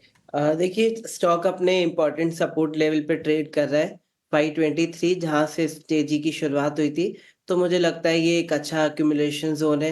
यहाँ पे बिल्कुल बुलिश नजरिया बना है। स्टॉक ऊपर की तरफ आ सकता है 600 620, और नीचे स्टॉप लॉस लगाना चाहिए आपको 495। गुरांग सर, एक ऐसी कंपनी के बारे में आ रहा हूँ, शायद आप इसको इग्नोर नहीं करते होंगे, आप इसको ज़रूर नोटिस भी करते होंगे, जानकारी भी होगी और हो सकता है पोर्टफोलियो में भी हो, मतलब आपके क्लाइंट्स के। वो है पेज इंडस्ट्रीज। सर यूबीएस की रिकमेंडेशन है, कह रहे हैं कि 44,000 हो जाएगा ये शेयर। ठीक है सर, वो खरीदारी की राय दे रहे हैं और उनके अलग अलग रीज़न है, मार्जिन्स को लेके बात कर रहे हैं। वो कह रहे हैं कि सेगमेंट में ग्रोथ अच्छी है, डिस्ट्रीब्यूशन नेटवर्क अच्छा है, सब कुछ ठीक ठीक बता रहे हैं। तो 44,000 बता रहे हैं, शेयर अभी है 34,000 के आसपास। तो सर एक बार ज़रा आप बताइए, ये रिपोर्ट पे जो बातें रखी जा रही हैं या जो लेवल्स दिए जा रहे हैं, ये फिजिबल है ना, कोई दिक्कत तो नहीं? डिम्पी जी, ऑन अ लाइटर नोट, ये कवरेज में एक समय पर थी। और एक बात ये भी बताना चाहूंगा, एक जब से हमने इसके प्रोडक्ट इस्तेमाल शुरू किए, एक दिल में मंशा थी कि इसके शेयर भी खरीदे, लेकिन शेयर खरीद नहीं पाया। और आज देखिए, ये inner wear, lingeries, night wear, comfort wear, leisure wear, lounge wear में भिन्न विभिन्न प्रोडक्ट्स इनके पास हैं। और इस क्षेत्र की एक प्राथमिक कंपनी है ये। मुझे नहीं लग रहा है कि, और उनके पास फैला हुआ कारोबार भी है डिम्पी, जिस प्रकार का इनका डेडिकेटेड जॉकी नामक रिटेल स्टोर्स है, बढ़ा रहे हैं रिटेल स्टोर्स। मार्जिन्स को लेकर के कोई ऐसी चिंता की बात है नहीं। न्यू लॉन्चेस जो इन्होंने पिछले 6 महीने साल भर में किए हैं, उसको लेकर के मार्केट शेयर इन्होंने बढ़ाया है। हाल फिलहाल कवरेज नहीं, इसलिए विशेष रूप में टिप्पणी नहीं करूंगा, लेकिन अपने क्षेत्र की एक बहुत बेहतरीन, बहुत ही प्रसिद्ध और काफी मजबूत मैनेजमेंट वाली कंपनी है ये। पेज इंडस्ट्रीज पर ये व्यू। और रिटेल में हम देख रहे हैं कि लगातार 2 दिन से बढ़िया वाली तेजी है और तेजी आ रही है ऑर्डर के दम पर, लेकिन ऑर्डर का जो फ्लो है वो लगातार बरकरार है। बिहार से इनको 130 करोड़ का ऑर्डर मिला है और ग्रेटर मुंबई से करीब करीब 350 करोड़ रुपए का ऑर्डर मिला है। तो नेट नेट अगर हम बात करें 500 करोड़ रुपए के आसपास के ऑर्डर रेलटेल के लिए। सोनी जरा बताएंगे रेलटेल कैसा लग रहा है आपको, और 350 वाला रेलटेल अब कितना हो जाएगा? जी अभिषेक जी, यहाँ पे अगर हम देखेंगे तो एकदम ही कस्प ऑफ इट्स सपोर्ट पे ही है। 340 का एक इंपॉर्टेंट सपोर्ट है, जहाँ पे 100 EMA है। अगर ब्रेक करता है तो आपको फर्दर वीकनेस दोबारा नजर आ सकता है टुवर्ड्स 300। तो थोड़ा सा कॉशियसली रहे। एनी मूव अबव 370, आज अगर 370 के ऊपर निकाल पाता है, आपको फर्दर अपसाइड नजर आएगा टुवर्ड्स 400। सो कॉशियस अप्रोच मेंटेन कीजिए इसमें। 370 ब्रेक होने का इंतजार कीजिए या तो फिर अवॉइड कीजिए। मोस्ट लाइकली अगर 370 को नहीं निकाल पाता है तो वो सपोर्ट 300 को टेस्ट करने के लिए एक बार आएगा। ठीक है, रेलटेल को अवॉइड करने की सलाह है।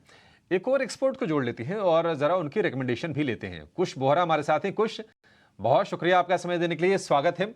चलिए शुरुआत करते हैं आपके पिक्स के साथ। कहां पर आपको कन्विक्शन आ रहा है, क्या खरीदें आज? जी Abhishek, first up very good morning to you, to all the panelist and all the viewers. Well देखिए, अभी भी हमें लग रहा है कि ये जो मार्केट में फॉल है ये बाइंग अपॉर्चुनिटी है, तो इसी के चलते हमारे जो व्यूज हैं और जो पिक्स हैं ये दोनों ही बाय साइड पे हैं। Jio financial services continues to surprise on the upside. जो इसमें डिप आया है ये एक बाइंग अपॉर्चुनिटी के तौर पे साबित हुआ है for the last 2 sessions, and we believe कि गोइंग फॉरवर्ड ये कंटिन्यू रह सकता है। The trajectory will continue to remain north. तो 370 385 के 2 टारगेट्स हैं, 330 का स्टॉप लॉस। इसके साथ जियो फाइनेंशियल को कंसिडर कर सकते हैं to add some more. Bharti Airtel, यहाँ पे अगर आप देखें तो एक ब्रेकआउट सा देखने मिला है। पिछले कुछ सेशन से एक 1200-1215 का एक रेजिस्टेंस जोन था, उसको पकड़े हुए था। फ्राइडे को उसके ऊपर ब्रेकआउट दिया है, बायस पॉजिटिव है, वॉल्यूम्स में भी मार्जिनल अपटिक है। तो यहाँ पे भी आप एक पॉजिटिव व्यू लेके लॉन्ग पोजीशन क्रिएट कर सकते हैं। यहाँ पे जो टारगेट्स रहेंगे फॉर द नियर टर्म वो है 1250 और 1280 के, 1190 के आसपास अपना स्टॉप लॉस लेके चलें। तो Jio financial services and Bharti Airtel, ये हमारे 2 पिक्स रहेंगे आज के लिए। ठीक है, जियो फाइनेंशियल और भारतीय एयरटेल, ये 2 पिक्स कुश की तरफ से। गौरांग सर, जरा आपने LIC चेक कीजिए। हमने देखा था कि इसका भाव तो 1250 हो गया था, फिर वहां से गिर के फिर से 950 रुपए के आसपास है, यानी कि इसके इशू प्राइस के आसपास है। एक खबर यह आई है कि ये वेज रिवीजन करने जा रहे हैं और सैलरी करीब 17% बढ़ाएंगे और उससे करीब करीब 4000 करोड़ रुपए के आसपास का बोझ आएगा कंपनी पर। आप किस तरह से देख रहे हैं शेयर को, और बताइए क्या करना चाहिए इसमें? अभिषेक, जब IPO आया था कुछ समय पहले, तभी भी निवेश की राय थी IPO में, और उसके बाद एक लंबा समय हमने देखा कि IPO के नीचे कामकाज किया इस स्टॉक ने, और फिर धीरे धीरे करके ऊपर की तरफ के दायरे तय किए। वेतन में बढ़ोतरी के कारण शुद्ध मुनाफे में दबाव आ सकता है, इसमें कोई दो राय नहीं है। लेकिन हमारा आकलन ये कहता है अभिषेक कि जिस प्रकार से न्यू प्रीमियम की जो रन रेट में गति ऊपर की तरफ आई है, और आने वाले मेरे ख्याल से तिमाहियों और सालों में ये गति और तीव्र होगी। सिर्फ LIC के लिए नहीं, SBI life, ICICI prudential life and HDFC life, ये सभी कंपनियों के लिए। और एक तरीके से देखा जाए तो जीवन बीमा से जुड़ी हुई कंपनियां थोड़ा बहुत अंडर परफॉर्मर्स पहले भी थी और आज के तारीख में भी है थोड़ा बहुत। तो ये कारण है जिसके कारण नतीजों में आपको बहुत बड़ा परिवर्तन आते हुए दिखेगा। तो वेतन को लेकर के दबाव आएगा, लेकिन ये इतना बड़ा चिंता का कारण नहीं है। ठीक है, LIC पर ये व्यू। लेकिन आगे बढ़ने से पहले जरा ये समझ लेते हैं कि आज 9 के नवरत्न में कौन से शेयर फोकस में रहेंगे, एक्शन कहां पर दिखेगा। हमारे सहयोगी शरद दुबे रोज की तरह जुड़ गए हैं 9 का नवरत्न लेकर। शरद, बताइए। जी बिल्कुल, सबसे पहले हाउसिंग फाइनेंस कंपनीज फोकस में रहेंगे, स्पेशली PNB हाउसिंग फाइनेंस। अब यहाँ पे रॉयटर्स से खबर आ रही है कि RBI जो है, जो रिटेल लेंडिंग की स्क्रूटनी है उसको और बढ़ा सकती है, स्पेशली जो टॉप अप लोन्स होते हैं होम लोन्स को लेके, तो उसको जो लेके पर्सपेक्टिव रहेगा। कोफोज के बारे में बात करें तो लगभग 3200 करोड़ कंपनी रेस करेंगी QIP इशू के जरिए। ऑफकोर्स डेट रिडक्शन का तो इम्पोर्टेंट बात होगा ही, लेकिन आगे जाते हुए शायद मर्जर एक्विजिशंस पे भी फोकस रहेगा इस राशि जुटाने के बाद। गुजरात गैस को भी जो है इम्पोर्टेंट अनाउंसमेंट आया है, उन्होंने कहा है कि वो इनवाइट कर रहे हैं एक्सप्रेशन ऑफ इंटरेस्ट अपने कस्टमर्स से, स्पेशली जो मोरबी रीजन की जो एफर्ट्स आ रही है कंपनी की, ताकि अपनी वॉल्यूम्स पे वो फोकस करे। और ओवरऑल याद रखिए गैस कंपनीज ने अपनी थोड़ी प्राइसेस भी कटौती की थी ताकि और ज़्यादा डिमांड भी बढ़े। विनती ऑर्गेनिक्स के लिए एक पॉजिटिव रिएक्शन देखने मिल सकता है स्टॉक में। गवर्नमेंट ने एंटी डंपिंग ड्यूटी लगाया है इनके एक प्रोडक्ट में 5 साल के लिए, और कंपनी जो है मैन्युफैक्चरर इस प्रोडक्ट को लेके, तो उनको बेनिफिट होगा। HAL को 2900 करोड़ का बड़ा ऑर्डर आया है मिनिस्ट्री ऑफ डिफेंस से, ये डॉर्नियर एयरक्राफ्ट के लिए है। वही बलरामपुर चीनी मिल्स भी फोकस में रहेगा। उन्होंने इम्पॉर्टेंट जो है करार किया है कि ग्लोबल प्लेयर्स के साथ, जो उनकी अपकमिंग बायोप्लास्टिक मैन्युफैक्चरिंग फैसिलिटी है उसको लेके। 7वां स्टॉक रहेगा IDBI बैंक, और यहाँ पे रिपोर्ट्स आ रहे हैं कि प्रेम वत्स, जो कनाडा के वॉरेन बफे कहा जाते हैं, उनका जो फेयरफैक्स कंपनी है, उन्होंने एग्री कर दिया कि एक ऑल कैश डील से वो बाई कर सकते हैं, अक्वायर कर सकते हैं। और ये जो कम्युनिकेशन है मिनिस्ट्री ऑफ फाइनेंस को उन्होंने जो है ऑलरेडी बता दिया है, ये रिपोर्ट्स ही है। और इम्पॉर्टेंटली जो पहला टर्म था वो वहाँ पे एक्चुअली था कि एक्विजिशन करेंगे, फिर बाद में उन्हें CSB बैंक के साथ मर्ज कर देंगे, पर अब जो है ये रिवाइज्ड ऑफर आ रहा है। और इम्पॉर्टेंटली जो बैंक की डिस्टिंक्ट आइडेंटिटी है वो कैरी फॉरवर्ड करेगी डील के बाद भी। 7 स्टॉक्स तो हो गए, लेकिन हमारा 8वां स्टॉक वो है big bold brokerage. Page Industries focus में रहेगा। और याद रखिए समर भी स्टार्ट हो रहा है, तो ऑफकोर्स हजारी स्टॉक्स में भी वॉल्यूम्स देखने मिलेंगे। UBS की जो है इनिशिएट किया गया है बाय रेटिंग के साथ, लक्ष्य है 44,000 रुपीज़ का, और वो कह रहे हैं कि स्ट्रॉन्ग डिस्ट्रीब्यूशन है और रिटेल और ब्रांड रिकॉल के कारण एक अच्छी ग्रोथ मोमेंटम देखने मिल सकती है। और जो मार्जिन है इंपॉर्टेंटली वो एस्टिमेट करें कि प्री पैंडमिक लेवल्स को टच करेंगे। हमारा आखिरी स्टॉक वो है खबर, फोकस में रहेगा DLF। सेक्टर 76 गुरुग्राम की उनकी एक इम्पॉर्टेंट प्रोजेक्ट है जिनका एक्सपेक्टेशन है कि लॉन्च अगले 2 हफ्ते में हो सकते हैं। मार्च एंड की एक्सपेक्टेशन है लॉन्च की। और इम्पॉर्टेंटली इस प्रोजेक्ट का नाम है Privana north project. Already south project launch हो चुका था जहाँ पे बहुत अच्छा सब्सक्रिप्शंस देखने मिला था और जो टोटल रेवेन्यू पोटेंशियल हमारे कैलकुलेशंस के हिसाब से आ रहे हैं लगभग 4800 टू 5500 करोड़ रुपीस के लिए। ऑलमोस्ट 720 यूनिट है और एवरेज प्राइस 6.5 करोड़ के ऊपर का फ्लैट्स का है। तो ये सारे स्टॉक्स है जो आज दिन के ट्रेड में फोकस में रहेंगे। आप पर फ्लैट की कीमत आप बता रहे हैं और एक गुड़गांव में पहले नहीं होता था, लेकिन आजकल ऐसा है कि आप लग्जरी फ्लैट लेके आइए 5 करोड़ के टिकट साइज़ का, हाथों हाथ बिक जाता है, बाकायदा एक एक दिन के अंदर सेल हो जाती है। तो इसलिए मेरे को कोई डाउट नहीं है कि इनका 76 वाला जो प्रोजेक्ट है ये गुरुग्राम का, ये भी काफ़ी अच्छा चल सकता है। ये DLF को लेकर एक अहम खबर थी। लेकिन मैं थोड़ा DLF से हट कर वापस से UBS की रिपोर्ट्स पे जाऊँगा और गौरांग सर से मेरे पास एक क्वेश्चन है पता करने के लिए। गौरांग सर, ये UBL पे UBS ने बोला है, वो ये कह रहे हैं कि हमारा ना 2000 रुपये का टारगेट है और हम इस पे अपना इनिशिएट कर रहे हैं बाय का। ठीक सर। सर इससे पहले ना 4 दिन पहले एक खबर आई थी कि UBL एक क्वींस फिशर के नाम से, क्वीन फिशर के नाम से, पहले किंग फिशर इनका एक ब्रांड हुआ करता था, क्वीन फिशर के नाम से एक प्रोडक्ट लॉन्च कर रहे हैं। तो किंग भी हो जाएगा, क्वीन भी इनके पास है। UBS की रिपोर्ट आ गई, 1750 वाला शेयर 2000 बता रहे हैं। ये थोड़ा आगे गर्मियाँ भी हैं, चुनाव भी हैं, मल्टीपल चीज़ें हैं, आप जोड़ना चाहें तो जोड़ते जाएं। ठीक है सर। तो ज़रा मेरे को ये बताइए, UBL आपकी कवरेज लिस्ट में है क्या? तो कवरेज लिस्ट में होगा तो आपका टारगेट क्या है? अगर नहीं है तो फिर एक जेनरिक एनालिसिस इसका करके मेरे को बताइए ज़रूर। दिव्य, इसको इस पर उत्तर देने से पहले पेज इंडस्ट्रीज पर जो आपने प्रश्न पूछा था वहां पर एक स्पष्टीकरण देना चाहूंगा कि पहले कवरेज हमारी अंडर रिव्यू थी। हाल फिलहाल खरीदारी की राय है 42,500 42,700 तक के लक्ष्य पेज इंडस्ट्रीज पर है। तो ये एक स्पष्टीकरण मेरे तरफ से देना जरूरी था। UBL यूनाइटेड बेवरेजेस लिमिटेड यहाँ पर भी हमारी खरीदारी की राय है और मेरे ख्याल से पहले तो entry level low content alcohol segment में जो प्रोडक्ट्स हैं इनके पास वो काफी प्रसिद्ध है। दूसरी तरफ नए प्रोडक्ट्स लॉन्च करके ये अपनी जो मार्केट शेयर है उसको बढ़ाएंगे। और जाहिर है गर्मी की सीजन आती है तो कुछ light beverages, light alcohol content beverages की जो सेवन है वो थोड़ा बहुत ज्यादा होता है। खरीदारी की राय है यूनाइटेड बेवरेजेस पर और कवायद ये कि यही होगी डिम्पी के शुरू करें और गिरावट पर जोड़ते जाएं। खरीदारी की सलाह है और गिरावट पर और जोड़े। बाय ऑन डिप्स वाली भी इसमें रणनीति है। यूनाइटेड ब्रिवरीज में 1750 रुपए का भाव है। 9:09 हो गए हैं और बाजार के लेवल हो गए हैं सेटल। हल्की सी गिरावट पर निफ्टी की शुरुआत होने की संकेत थी। 21,990 पर लेवल सेटल हुआ है। निफ्टी बैंक की बात करें, हल्की सी गिरावट 0.25% के आसपास गिरावट निफ्टी बैंक में दिख रही है। 46,458 का स्तर, 135 अंकों के आसपास की गिरावट। डिम्पी, हल्की हल्की गिरावट पर कंफर्ट तो है, क्या कहेंगे, किस तरह से स्ट्रेटजी बनानी चाहिए?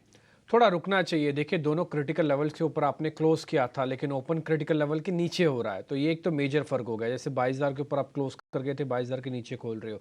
46,500 के ऊपर क्लोज था, 46,500 के जस्ट नीचे खोल रहा है बैंक निफ्टी। तो थोड़ा वेट करना चाहिए, इन दोनों लेवल्स को वापस कॉन्कर करना चाहिए, यानी कि जो क्लोजिंग है आपकी फ्राइडे की वो वापस आपके पास आ जाए। आपके हाथ में क्लोजिंग आना बहुत ज़रूरी है। अगर ये क्लोजिंग नहीं है तो ड्रैग करता जाएगा मार्केट और दिक्कत आएगी। एक और अच्छी चीज़ मेरे को दिख रही है इसी सभी नंबर्स के बीच में कि रिलायंस अगर आज पॉजिटिव खुल जाता है तो एक ट्रिगर का काम कर सकता है और रिलायंस के अंदर काफ़ी दम है अभी यहाँ से थोड़ा और मूव करने के लिए, तो जो मैं अपनी शीट में देख पा रहा हूँ। तो इसलिए पहले 5 मिनट में ज़रूर रुकूंगा। मेरे को जब तक 22,000 के ऊपर नहीं आएगा मैं कोई भी ट्रेड या कोई भी एवरेज नहीं करूंगा अपनी, और मैं सिर्फ शांति से बैठूंगा। मैं एक चीज़ आपको रिपीट कर दूं कि ना ही आपको एग्रेशन दिखेगा, ना ही अभी बहुत तेज़ी से मार्केट गिरने जा रहा है। फिलहाल आपको सिर्फ इस शेक को एब्जॉर्ब करना है, लो वॉल्यूम के साथ करना, कोई एवरेज मत करना। जो ले रखा है सिर्फ उसी को होल्ड करो, और जो नया लेना अभी चाहते हो तो 10 से 20% से ज़्यादा बिल्कुल मत लेना, क्योंकि इंडाइसिस के अंदर पैसा बनाना थोड़ा मुश्किल है, स्टॉक्स में पैसा बनेगा। इसलिए अभिषेक मैं फिर से रिपीट कर दूं, मैं 5 मिनट 10 मिनट रुकूंगा और उसके बाद देखूंगा कि 22,000 के ऊपर हम कितना आते हैं। सेम बैंक निफ्टी का भी मैं आपको जवाब देता हूं। मैं पहले 46,500 की वेट करूंगा, थोड़ा और इसके ऊपर आ जाएं, रुक जाएं, टिक जाएं 5-7 मिनट, उसके बाद फिर सोचेंगे क्या करना है। फिलहाल के लिए नो ट्रेड, सिर्फ वॉच। ठीक है, नो ट्रेड, ट्रेड नहीं करना है आपको, सिर्फ देखिए। अभी एक बार थोड़ा सा परिवर्तन होता है, फिर से इसका हम रिव्यू करेंगे और उसके लिए आपके लिए हम ओपनिंग की रणनीति भी लेकर आएंगे। जी एंटरटेनमेंट पर एक सोनी आपसे व्यू चाहिए, क्योंकि इनके टेक्नोलॉजी और डेटा के प्रेसिडेंट नितिन मित्तल ने इस्तीफा दे दिया है। करीब करीब 3 साल पहले उन्होंने जी ज्वाइन किया था। आप जरा बताएंगे जी एंटरटेनमेंट कैसा लग रहा है इसका चार्ट, और क्या कोई ट्रेड बन रहा है इसमें? जी अभिषेक जी, यहाँ पे हम जी को देखेंगे तो 140 सपोर्ट ऑलमोस्ट वहीं पास से ओपन हो रहा है। थोड़ा सा अवॉइड कीजिए, अगर ब्रेक करता है तो आपको फर्दर सेल ऑफ डेफिनेटली नजर आ सकता है टुवर्ड्स 135 130 के रेंज में भी थोड़ा अवॉइड करना बेटर रहेगा यहाँ पे। अभी के लिए बाई भी नहीं बनता है बिकॉज रेजिस्टेंस है उसका 150 152 एनीवेयर उसके ऊपर ही अगर थोड़ा सस्टेन कर पाता है तो वहां पे चांस है कि बाउंस कर सकता है हल्के से, बट डेफिनेटली ये अवॉइड की लिस्ट में अभी जाता है। एंटरटेनमेंट फिलहाल अवॉइड की लिस्ट में है, पर कुछ और स्टॉक्स पे जल्दी से राय ले लेते हैं। एल&टी टेक, आदित्य एक बार आप इस पे राय दीजिए। देखिए जेपी मॉर्गन की रिपोर्ट आई है, 5800 के यहाँ पे टारगेट्स दे रहे हैं और खबर के दम पे हमने देखा था कि शुक्रवार को एक अच्छी तेज़ी एल&टी टेक में दिखी थी। आज अगर ये चाल कंटिन्यू होती है तो कौन से लेवल्स ध्यान में रखने चाहिए? देखिए एल&टी टेक को बाय किया जा सकता है इस लेवल पे 5437 पे, और स्टॉप लॉस लगाना चाहिए 5200 और टारगेट रहेगा इसमें 5650। ओके, तो एल&टी टेक यहाँ पे लेवल्स ध्यान में रखने हैं। कुछ मेटल काउंटर्स में भी एक अच्छा एक्शन था शुक्रवार को। एक बार सोनी आपसे समझना चाहेंगे कोई मेटल स्टॉक जो कि आपके रेडार पे हो, क्योंकि टाटा स्टील फिलहाल तो पॉजिटिव शुरुआत की तैयारी कर रहा है। इसके अलावा कोई और स्टॉक जो कि आपके रेडार पे है? देखिए मेटल थोड़ा सा यहाँ पे वीक लग रहा है, मेरे ख्याल से सेल ऑन राइज का एक व्यू बनाते जा रहा है, तो थोड़ा सा वेट एंड वॉच करेंगे। जेएसडब्ल्यू स्टील अगर 800 805 के ऊपर सस्टेन करता है तो थोड़ा सा डिफिकल्ट होगा, बट अगर क्रॉस नहीं कर पाता है और 800 805 पे रेजिस्टेंस फेस होता है तो वहां पे एक सेल ऑन राइज का व्यू बन जाएगा जेएसडब्ल्यू स्टील में, एंड अगेन वो टुवर्ड 760 को एक बार टेस्ट कर सकता है। सो मोस्टली एक सेल ऑन राइज का व्यू बनेगा एंटायर पैक। ठीक है, बाजार खुलने में सिर्फ अब ज़्यादा समय नहीं है, 1 से सवा मिनट का समय है। कुल मिला के मार्केट्स को हम थोड़ा वेट एंड वॉच करेंगे। पहले हमको 22,000 चाहिए, दूसरा हमको 46,500 चाहिए। जो आज रिलायंस का मैंने अभी आपको बताया कि 3-4 रुपये ऊपर खुल रहा है, मेरे लिए सिर्फ सिल्वर लाइनिंग अभी तक यही है, इसके अलावा और कोई सिल्वर लाइनिंग नहीं है मेरे लिए, तो इसलिए मेरे को तो सिर्फ वेट ही करना पड़ेगा। दूसरा इंपॉर्टेंट पॉइंट है कि अगर आज आप मार्केट में तेज़ी और मंदी वाले शेयर्स भी चेक करेंगे ना, तो आपको कुछ वैसा एक्साइटमेंट बहुत ज़्यादा नहीं दिखेगा। मैं आपकी ज़रा स्क्रीन पर लेके आता हूँ, ज़रा तेज़ी और मंदी वाले शेयर ज़रा आप भी दिखाइएगा। आज बढ़ने वाले शेयर्स की जो सूची है, पहले बड़े शेयरों में Tata steel, M&M, HDFC life, ये तीनों दिखाइए। इन सब में जो बढ़त है ना वो सिर्फ आधे % की है। भारतीय एयरटेल आज सोनी की कॉल है, उसमें आज आधे % का गैप खुल रहा है। NTPC भी आज गैप के साथ खुल रहा है। ये कुछ एक शेयर है जो बढ़कर खुल रहे हैं। अदानी के दोनों ही शेयर्स, अदानी एंटरप्राइज और अदानी पोर्ट में आज 2% से ज़्यादा की गिरावट है शुरुआत में ही। तो एक मेजर चंक जो आपको कॉन्फिडेंस दिलवाता है या फिर कन्विक्शन हाई करता है, उन दोनों के मेजर शेयर्स और दोनों ही निफ्टी के कंपोनेंट है मार्केट, दोनों के पास 2% की गिरावट है। बढ़ने वाले मैंने आपको 4 शेयर के मुकाबले सिर्फ ये 2 ही शेयर ही आपकी वेटेज को नील अवॉइड कर देंगे, तो इसलिए टिल्ट टुवार्ड्स थोड़ा भी नेगेटिव है। ओपनिंग उतनी अच्छी नहीं हो रही है। दूसरा point, Grasim, SBI, hero MotoCorp जैसे बड़े शेयर्स में भी आधे % के आसपास की गिरावट है। बाजार कर रहा है ओपन। एडवांस डिक्लाइन मेरे हिसाब से 1000 से थोड़ा नीचे होगा। अगर ऐसा होता है तो फिर थोड़ा और वेट करने की ज़रूरत होगी। अगर 1000 के ऊपर आ जाता है, से मान लो 1200-1300, तो फिर खास कोई दिक्कत आनी नहीं चाहिए। ये आपकी स्क्रीन पर है, डॉट 1000 का ही नंबर आया है, 1048 का, तो 5-7 मिनट और वेट कर लेते हैं। हालांकि रेशो इतनी खराब नहीं आई है, 500 वर्सेस 1000 की है। दूसरा पॉइंट, 25 पॉइंट की गिरावट है। अभी हमने 22,000 कॉन्कर नहीं किया। जब तक हम 22,000 वापस नहीं लेके आते हैं तब तक फिलहाल अभी थोड़ा रुकना चाहिए। ड्रैग डाउन भी कर सकता है और नीचे भी आपको लेके जा सकता है। 48-50 50 पॉइंट नीचे है। बैंक निफ्टी भी 137 पॉइंट की गिरावट के साथ अभी ट्रेड कर रहा है। इसको भी अचीव करना है 46,500। मेरा ऐसा मानना है कि निफ्टी के 22,000 और बैंक निफ्टी के 46,500 में बैंक निफ्टी जल्दी 46,500 ले आएगा। तो इसलिए बैंक निफ्टी पे अगर कोई भी ट्रेड दे देखें, समझें, जानें, पुल बैक के सिग्नल दिखे तो बैंक निफ्टी से आपको पहले दिखेंगे। ये आप परसेंटेज में इस समय दोनों बराबर चल रहे हैं। देखते हैं अभी क्या होता है। जरा स्क्रीन पे लेके आइए तेजी वाले शेयर्स। इंडाइसिस को थोड़ा होल्ड करने देते हैं और रुक जाते हैं। लेवल्स में ऑलरेडी आपको बता चुका हूँ। बढ़ने वाले शेयर्स में टाटा स्टील लेके आइए, M&M लेके आइए। यहाँ पर आपको शुरुआती बढ़त देखने को मिल रही होगी। इसके अलावा हिंदुस्तान एरोनॉटिकल्स, जिस पे एक ऑर्डर की खबर थी, वो भी ऊपर है। ऑर्डर्स वाले सभी शेयर्स को आप लेके आ सकते हैं। उसमें रेलटेल है, हिंदुस्तान एरोनॉटिकल्स है, KSB है, SJVN है। इन सबको एक बार जरा शुरुआत में जल्दी जल्दी दिखा दीजिए। कफोर्ज पे ब्रोकिंग हाउसेस की रिपोर्ट आई, हालांकि शेयर ने रिएक्शन उतना स्ट्रॉन्ग नहीं दिया, करीब 1.5% नीचे है। और RVNL को भी एक ऑर्डर का बस था, वो भी जरा आप दिखा दीजिएगा। वो सभी के सभी शेयर, ये न्यूज़ वाले हैं ना, इनको स्पीड से दिखाइए। उसके बाद आप 4-5 शेयर फायर कीजिए। रिलायंस, HDFC, L&T, ठीक है। इसके अलावा TCS, इन्फोसिस और एक HUL। तो आप ये 4-5 शेयर और दिखाइए स्क्रीन पर, ताकि इसकी वेटेज से थोड़ा आइडिया लग पाए कि बाजार कोई डायरेक्शन लेने या किसी के साथ चलने की जहमत उठा रहा है। HDFC bank almost flat, Reliance flat, HUL flat, L&T भी दिखाओ, L&T और TCS और इन्फोसिस भी दिखाओ। TCS फ्लैट, इन्फोसिस भी दिखाओ, इन्फोसिस भी फ्लैट ही होना चाहिए। इन्फोसिस और TCS भी दोनों ही, ठीक। तो आपको ये दोनों मोटा मोटी आपको सिर्फ फ्लैट ही दिख रहे हैं। ये L&T का शेयर भी आपको ऑलमोस्ट फ्लैट ही दिख रहा है। तो मेरे को अभी किसी बड़े शेयर से भी कोई बहुत ताकत नहीं दिख रही है। फिलहाल अभी थोड़ा वेट एंड वॉच कर लेते हैं, फिर देखते हैं क्या होता है। लेकिन मैं फिर से बोलूँगा, बैंक निफ्टी के पास प्रोबेबिलिटी ज़्यादा हाई है चलने की, देखने की, समझने की, और इसलिए आप बैंक निफ्टी को बाकायदा अब 46,500 के करीब देख पा रहे हैं। देखते हैं क्या होगा। अब जरा मैं कुछ और गिरने वाले शेयर्स भी आपको नोटिस करवा देता हूँ, बढ़ने वाले के अलावा। Adani port, Adani enterprises, power grid, Grasim, ये जरा स्क्रीन पर दिखा दीजिए। इन सब में आज शुरुआती प्रेशर आपको देखने को मिल रहा है। इसके अलावा जो शेयर्स थोड़े बहुत और ऊपर नीचे कर रहे हैं, उसमें आप मिड कैप कैटेगरी के शेयर्स देखेंगे, जिसमें कि अंबर एंटरप्राइज है। ये सृष्टि आपको सारी जानकारी दे देगी जो मिड कैप के प्राइस है। मैं जल्दी से हीट मैप दिखा देता हूँ। हीट मैप स्क्रीन पे दिखाइए जल्दी से। और ये 1241 शेयर जो आपको एडवांसेस के अंदर दिख रहे हैं ना, ये बताने के लिए सफिशिएंट है कि बाजार में बड़ा क्रैक अभी नहीं आ रहा है। आज अभी तक तो नहीं आएगा, लेकिन लेवल्स भी हमको चाहिए। जब तक बाजार नहीं आएगा ना, आप डर के जियो फिलहाल। दूसरा, ये 3-4 शेयर्स ही आपको ऊपर दिख रहे हैं और इनमें परसेंटेज कुछ बहुत अच्छी नहीं है। M&M 2-2.5% ऊपर है, टाटा स्टील, NTPC। और आप गिरने वाले शेयर्स में देख रहे होंगे, नीचे दोनों अडानी के शेयर्स मैंने आपको नोटिस करवाए हैं। Eicher, power grid, Grasim, hero, ये कुछ एक और शेयर्स हैं, बड़े शेयर्स जहाँ पर आज को दबाव है। स्क्रीन थोड़ी सी टिल्टेड है, ये रेड की तरफ है, लेकिन जैसे जैसे हम 22,000 और 40,500, बैंक निफ्टी 40,500 ले आया है स्क्रीन पर, उसने 40,500 दिखा दिया। एक बार आप भी दिखाओ 40,500, बड़ी इंपॉर्टेंस है इन सब चीज़ों की। और एक बार निफ्टी को भी दिखाओ, वो भी धीरे धीरे करके 22,000 पकड़ रहा है। जैसे 22,000 और 40,000 पकड़ने लगेंगे ना, ये स्क्रीन आपकी कन्वर्ट होती जाएगी और हरे में। तो ये आपके लिए एक अच्छा पॉइंट रहेगा। दोनों लेवल्स मैं एक बार वापस से स्क्रीन पे दिखाता हूँ, और सृष्टि आपको छोटे मझोले शेयर्स के बारे में बता रही है क्या करना चाहिए। ये आप देखिए, बैंक निफ्टी आ गया 40,500 के ऊपर।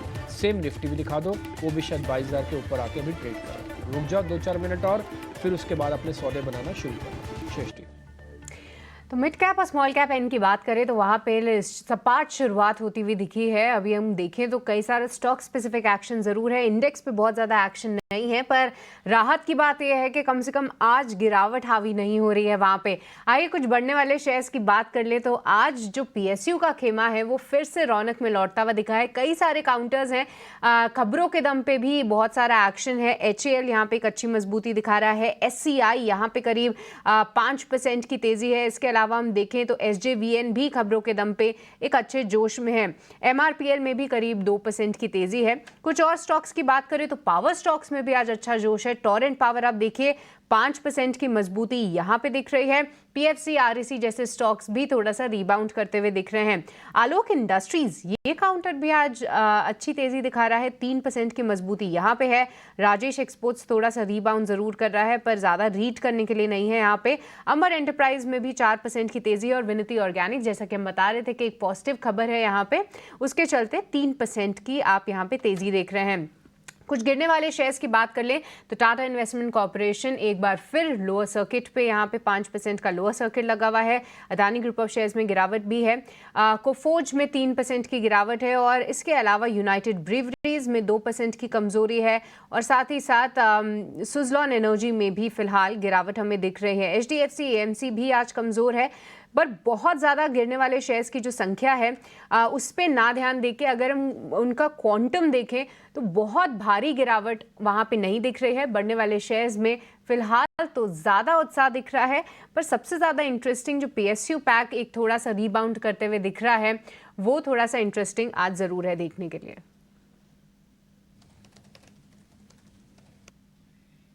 ठीक है, तो बाजार में ये तमाम स्टॉक्स ये आपके लिए अपडेट, लेकिन स्थिति यही है कि हल्की सी गिरावट निफ्टी में है और हल्की सी गिरावट ही निफ्टी बैंक में है।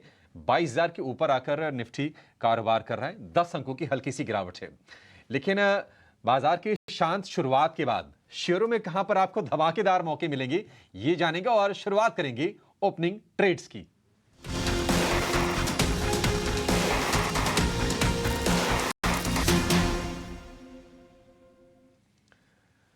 आदित्य, शुरुआत आपसे करना चाहेंगे। आपने एक ही शेयर दिया था, आपको फिर से याद दिला दें। 2 का मौका आपके पास अभी है, बताइए आपके ओपनिंग ट्रेड्स कौन से हैं आज? देखिए अभिषेक जी, जो मेरी एक की शॉर्टेज रह गई थी वो अभी हाल फिलहाल पूरी कर दूंगा मैं। तो RBL बैंक को बाय किया जा सकता है 228.70 में। स्टॉप लॉस लगाना चाहिए 218 का और टारगेट रहेगा 238 से लेके 243 का। ठीक है, 238 से 243 का टारगेट, 218 का स्टॉप लॉस RBL बैंक के लिए खरीदारी करने की सलाह है इस पे आदित्य की तरफ से। कुछ आपकी नजर कहां गई है, आपने क्या पकड़ा है अभी बाजार में? तो अभिषेक, जैसे सृष्टि भी अभी मेंशन कर रहे थे, पावर स्टॉक्स में अच्छा खासा एक जंप है। उसी क्षेत्र से थोड़ी सी विपरीत लेकिन HBL पावर सिस्टम्स, ये स्टॉक बहुत ही अच्छा रनअप दिखाया था, ओवरसोल्ड टेरिटरी से रिबाउंड किया है शार्प वॉल्यूम से यहाँ पे फ्राइडे को। तो हमें लग रहा है कि इस स्टॉक में जो अपसाइड है ये और एक्सैजरेट हो सकते हैं यहाँ से, और आपको अपसाइड देखने मिलेंगे। पोजिशनली हमें लग रहा है यहाँ पे 500 और 525 के टारगेट के लिए एक बाइंग एंट्री पॉइंट बिल्कुल बनता है। और अगर हम स्टॉप लॉस की बात करें तो 460 के आसपास एक स्टॉप लॉस लेके चल सकते हैं। सो HBL पावर हमारे रेडार पे है।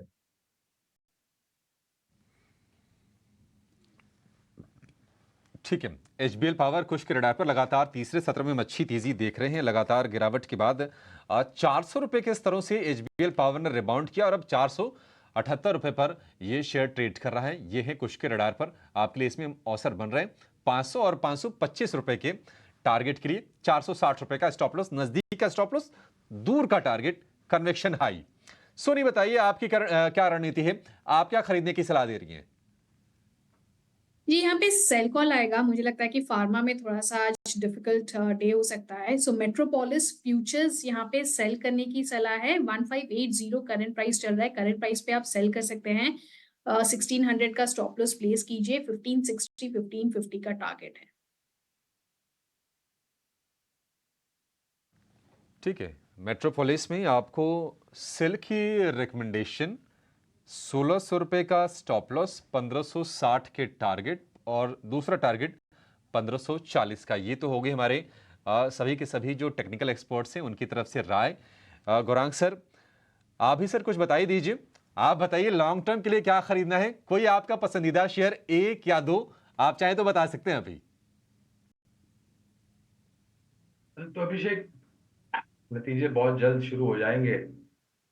चौथी तिमाही के आना अगले महीने, मेरे ख्याल से दूसरे हफ्ते से, और उसी विचारधारा को ध्यान में रखना है। तो और अभी अभी सरकारी बैंकों का भी काफी जिक्र हो रहा था, जिस प्रकार से हमने चाल देखी थी सरकारी बैंकों में और उसके बाद करेक्शन आते हुए। तो सरकारी बैंकों में हमारे देश की सर्वश्रेष्ठ और बड़ी bank state bank of India, यहाँ पर खरीदारी की राय है। ये मैं बुनियादी तर्क के आधार पर कह रहा हूँ अभिषेक। तो दर्शकों को ये ध्यान में रखना चाहिए कि आपके पास जो निवेश की समय सीमा है वो लंबी होनी चाहिए, और जितना लंबा समय आप निवेशित रहते हैं उतना बेहतर रहेगा। और अगर दूसरा विकल्प मुझे देखना हो तो हॉस्पिटैलिटी इंडस्ट्री में काफी चर्चा रही थी। इंडियन होटल्स उसमें से एक ऐसी कंपनी है जो हमें काफी लंबे समय से पसंद आ रही, और मैनेजमेंट ने तीसरी तिमाही के नतीजों के बाद कुछ टिप्पणियां भी करी थी नए प्रॉपर्टीज के उद्घाटन करने की, और जिससे रूम ऑक्यूपेंसी तो बढ़ेगी ही, लेकिन जो टैरिफ्स है अभिषेक, वो हमें लग रहा है कि यहाँ से और भी 10-15% के ऊपर तरफ जा सकते हैं। इसके साथ साथ फूड बेवरेजेस बैंक्वेट्स वगैरह के जो इनकम होती है वो अलग से। तो दो विकल्प होगा, एक है स्टेट बैंक ऑफ इंडिया और दूसरी है Indian hotels.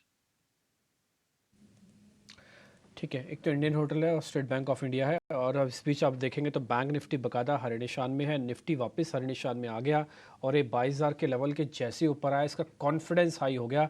Number of screen पे शेयर्स भी बढ़ गए हाई के, और अभी आपको जो मैंने हीट मैप दिखाया था उसमें मैंने आपको दिखाया था थोड़ा टिल्ट था टुवार्ड्स रेड, और वो टिल्ट टुवार्ड्स ग्रीन होने जाएगा।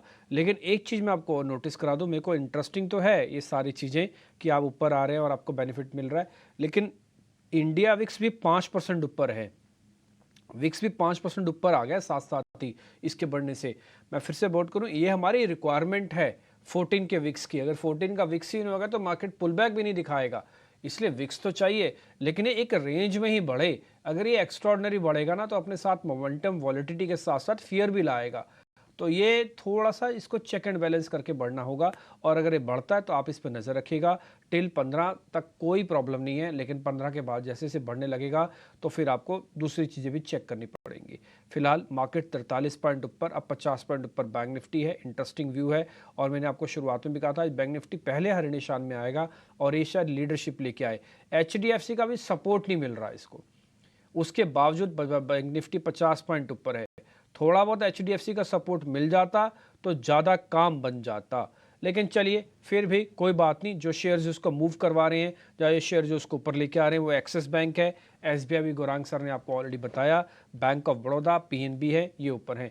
3 मेजर बैंक जिनकी वेटेज है वो तीनों नीचे हैं, ICICI, HDFC एंड कोटक, ये तीनों के तीनों इस समय फिलहाल नीचे चल रहे हैं। चेक करेंगे इन तीनों में कितना सुधार होगा। अगर इन तीनों में थोड़ा भी सुधार हो जाता है, 2 में भी हो जाए, तब भी आप बैंक निफ्टी को एंजॉय आज के लिए कर सकेंगे ऊपर की तरफ में। आगे बढ़ें, कुछ स्टॉक्स निकालें। अब मेरी शीट मैंने अपनी तैयार कर ली है डेरिवेटिव्स की, पहले उसमें से शेयर पकड़ना शुरू करते हैं। M&M ऑलरेडी डिस्कस हो चुका है आज सुबह के ट्रेड के अंदर। एक दो शेयर जरा चेक करते हैं। बलरामपुर चीनी लेके आइए जरा, 2% ऊपर है बलरामपुर चीनी। कुछ एक बार जरा चेक करना। मैं स्विंग ट्रेडर हूँ, मैं इसको होल्ड नहीं करूँगा बॉस, जब तक चल रहा है तब तक पकड़े रखूँगा बस। डिपी मेरे हिसाब से यहाँ पे थोड़ी सी प्रॉफिट बुकिंग कर लें या ट्रेलिंग स्टॉप लॉस यूज करें, फ्रेश पोजीशंस ना लें। 372 का इसका 20 डे मूविंग एवरेज का रेजिस्टेंस है जो शायद प्ले आउट हो जाएगा, तो फ्रेश पोजीशंस नहीं लेंगे, या तो प्रॉफिट बुकिंग कर लें या यहाँ पे आप 362 के करीब ट्रेलिंग स्टॉप लॉस लगा के इसको होल्ड कर लें। ठीक है, तो बलरामपुर चीनी यहाँ पे फिलहाल होल्ड करने की राय आ रही है, पर एक बार कुछ मेटल काउंटर्स भी देखिए, क्योंकि टाटा स्टील की हमने बात की थी, सोनी का वहाँ पे बहुत ज़्यादा कॉन्फिडेंस नहीं था, पर 2 PSU काउंटर्स नाल्को और सेल, यहाँ पे भी एफएनओ में देखिए 2% से ज़्यादा की तेज़ी है। क्या इस रीबाउंड में और इस तेज़ी में पार्टिसिपेट करना चाहिए? सृष्टि, पहले तो एक पॉइंट है कि मैं भी कहीं ना कहीं सोनी के पॉइंट से सहमत हूँ कि यहाँ पे वॉलेटिलिटी बहुत ज्यादा है। ये जो बाउंस आ रहे हैं ये more of technical in nature हैं, सस्टेनेबल बहुत ज्यादा नहीं लग रहे। अब अगर मैं इन दोनों काउंटर्स की बात करूँ, आप सेल को देखिए, 50 डे का मूविंग एवरेज रेजिस्टेंस जो है ये ले रहा है, लोअर हाइस का पैटर्न है। अगर हम पिछले कुछ 1-2 महीने का फॉर्मेशन देखें तो बहुत ज्यादा कन्विंसिंग अप्रूव नहीं है। किसी ने निचले स्तरों पे लिया हो तो आप बिल्कुल ट्रेलिंग स्टॉप लॉस के साथ बने रहें, बट बहुत ज्यादा रन अवे ट्रेड यहाँ पे मुझे नहीं नजर आ रहा है। नाल्को भी सिमिलर स्ट्रक्चर, यहाँ पे एक बायस है पॉजिटिव जिसके साथ कंसोलिडेट कर रहा है आज, बट यहाँ पे भी कोई ब्रेकआउट के संकेत फिलहाल नहीं देखने मिल रहे हैं। 135-137 के जोन का सपोर्ट है, तो एग्जिस्टिंग पोजीशन हो तो इन स्टॉप लॉसेस के साथ बने रहें। Fresh positions I don't suppose यहाँ पे कोई नया मोमेंटम ट्रिगर नजर आ रहा है जिससे हम कह सके कि यहाँ पे फ्रेश पोजीशन लेनी चाहिए। दोनों ही एक्सपर्ट्स का मिडिल पैक पे बहुत ज़्यादा भरोसा नहीं है, पर इस बीच अगर हम देखें तो कोफोज में गिरावट गहराती जा रही है। और आदित्य, एक बार आप लेवल्स बता दीजिए, क्योंकि यहाँ पे 3% की गिरावट के साथ ये काउंटर की शुरुआत हुई थी। अभी 4.5% की गिरावट है। जिनके पास ऑलरेडी है ये काउंटर, उनके लिए कोई स्टॉप लॉस जो कि सामने आ रहा हो? मुझे लगता है कि स्टॉक को थोड़ा सा एक बार आप सेटल होने दीजिए, क्योंकि ओवरऑल टेक्नोलॉजी में ट्रेंड बहुत नेगेटिव नहीं है, बुलिश ट्रेंड है। तो अगर फ्रेश एंट्री नहीं करी है तो मैं कहूँगा थोड़ा सा वेट करें। फ्रेश बाय आप कर सकते हैं, अगर स्टॉक 6100 ब्रेक करता है तब आप इसमें फ्रेश एंट्री कर सकते हैं। स्टॉप लॉस तब आपको मेंटेन करना चाहिए 5800 का, टारगेट रहेगा 6200 का। और जिन्होंने ऑलरेडी स्टॉक में एंटर कर लिया है, एक बार वेट करें। अगर स्टॉक 5700 ब्रेक करता है तो एग्जिट कर दें। अगर 5700 एग्जिट नहीं करता है तो थोड़ा सा वेट करें। मुझे लगता है शॉर्ट टर्म वॉलेटिलिटी है, ये सेटल हो जाएगी। और टेक्नोलॉजी स्टॉक्स में ओवरऑल आउटलुक पॉजिटिव है। हाल यहाँ पे ट्रेड करने की राय नहीं आ रही है। पर गौरांग सर, जितने भी कैपिटल गुड स्टॉक्स हैं उनमें एक अच्छा मोमेंटम है, ब्रोकरेजेस का भी भरोसा है। साथ ही आज हम देखें तो फिर से एबीबी, एलएनटी जैसे काउंटर्स तेज़ी दिखा रहे हैं। किसी को कैपिटल गुड स्पेस में फ्रेश एंट्री लेनी हो तो कौन सी रहेगी टॉप पिक? और आपका क्या व्यू है ओवरऑल सेक्टर पे? जिस तरीके का हमने रनअप देखा है, क्या वो वैल्यूएशन कंफर्ट अभी भी है इनमें? सृष्टि, कवरेज तो कैपिटल गुड्स इंजीनियरिंग में दिग्गज और मझौली कंपनियां दोनों पर है। एलएनटी से लेकर के एबीबी, सीमेंस, थर्मैक्स जैसी कंपनियां हैं। लेकिन अगर प्राथमिकता देनी हो इनमें से, तो हमारा मानना है कि दो विकल्प देना चाहूंगा यहाँ पर। दिग्गजों में एलएनटी, जहां पर 3800 4000 तक के लक्ष्यांक निर्धारित किए लंबी अवधि में। और मझौली कंपनी में एक कंपनी है केईसी इंटरनेशनल।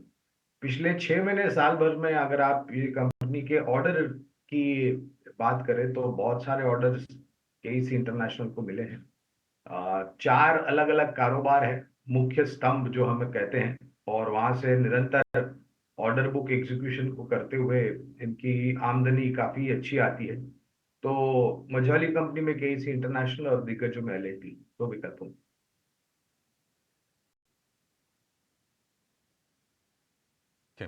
केईसी और एलएनटी, ये दो स्टॉक्स पर खरीदारी की सलाह गौरांग सर की तरफ से।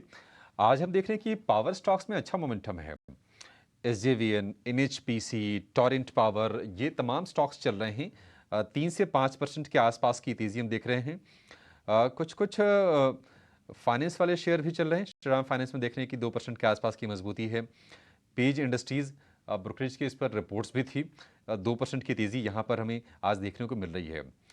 बीएचईएल पे जरा एक व्यू चाहेंगे, क्योंकि काफ़ी ज़्यादा हमने गिरावट देखी ऊपरी स्तरों से। बीएचईएल के शेयर में 210 की रेंज में शेयर आ गया था। बीएचईएल जरा आप आदित्य चेक कीजिए, क्या इसमें आपको रिवर्सल मजबूत वाला दिख रहा है? क्या इस पर भरोसा करें?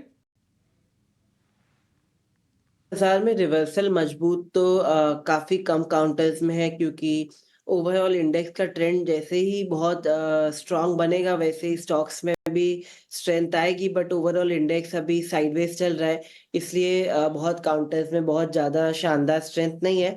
बट अक्यूमुलेशन के साइन बिल्कुल है। तो भेल में भी अक्यूमुलेशन के साइन दिखते हैं, ये सपोर्ट जोन है इसके लिए।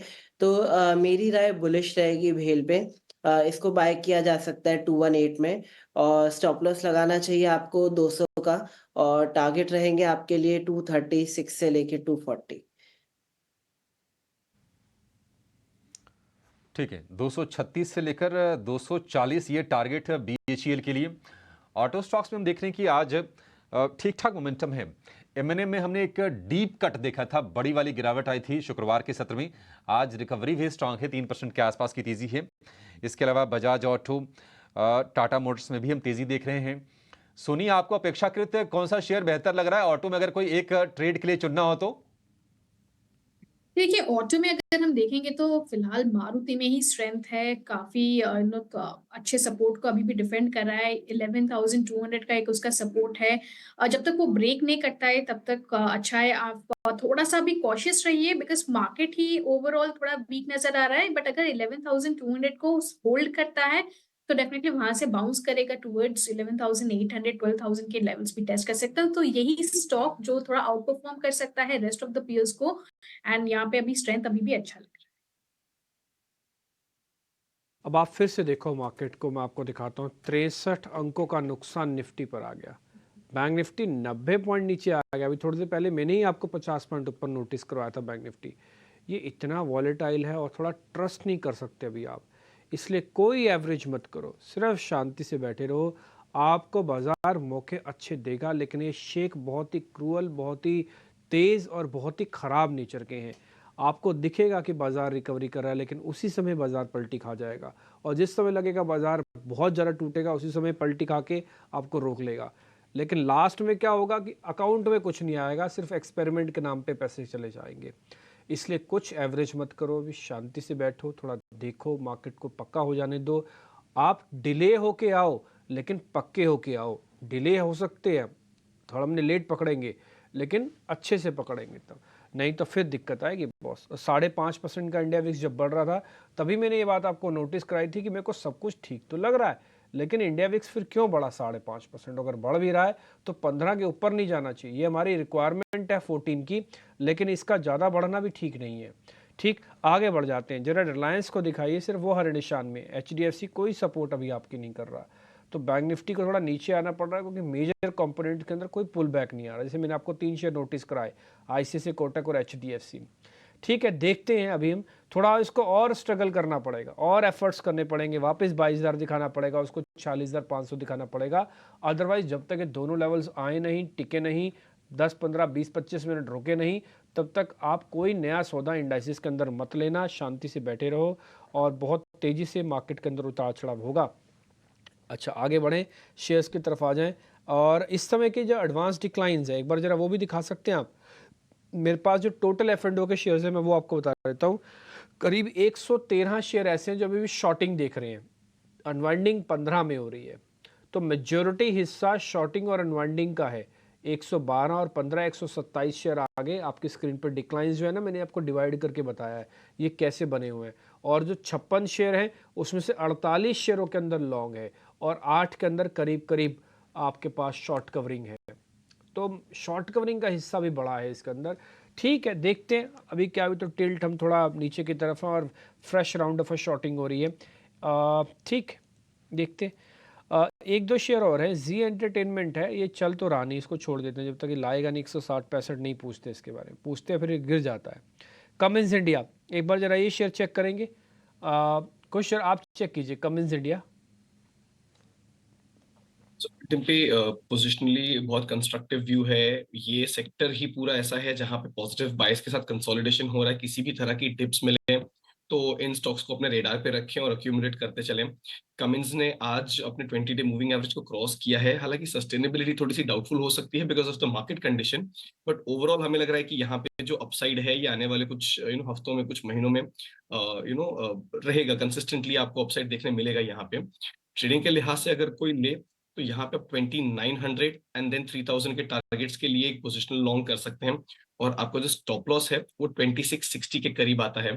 तो कमिंस इंडिया ओवरऑल हमें पॉजिटिव लग रहा है। एक और स्टॉक अगर मैं इसी क्षेत्र से ऐड कर सकूं तो वो है सीमेंस। यहाँ पे हमने किसी भी तरीके का मार्केट फॉल नहीं, मार्केट फॉल के साथ पार्टिसिपेट करते हुए स्टॉक को नहीं देखा है। तो दोनों ही स्टॉक्स को अपने रेडार पे रखें। कमिंस और सीमेंस हमें लग रहा है यहाँ पे किसी भी तरीके का डिक्लाइन मिले तो बिल्कुल अपने पोर्टफोलियो में ऐड करके चल सकते हैं। 3 फिनटेक वाली कंपनीज हैं, एक बार जरा आप अपनी राय दे देंगे इस पे।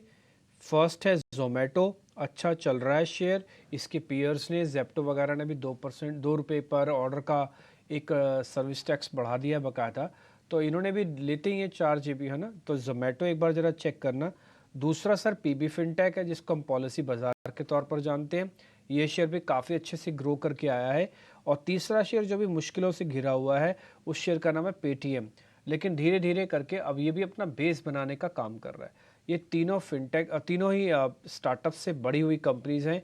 थोड़ा कॉन्फिडेंस भी है, अब मार्केट को झेलने का, काम करने का थोड़ा एक्सपीरियंस भी आ गया। पहले तो अलग तरह का एक्सपीरियंस था, अब अलग तरह का एक्सपीरियंस, इनको पता है कैसे पिटाई होती है मार्केट के अंदर। सर जरा आपका व्यू पॉइंट, कौन सा ज़्यादा ठीक है?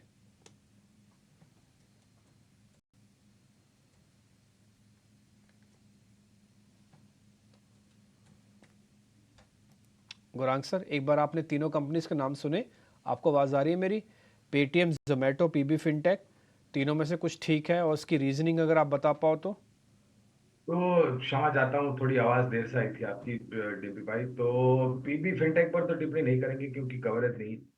पेटीएम पर पहले खरीदारी की था थी, ये खबर आई आरबीआई की तरफ से, उसके पहले 900 के आसपास हमने खरीदारी की राय को तब्दील यानी कि बदल करके बेच क्वाली की राय दी थी। वो आज के तारीख में भी है पेटीएम पर। जोमेटो पर खरीदारी की राय है और लक्ष्य के रूप में 175 के लक्ष्य निर्धारित किया जोमेटो पर।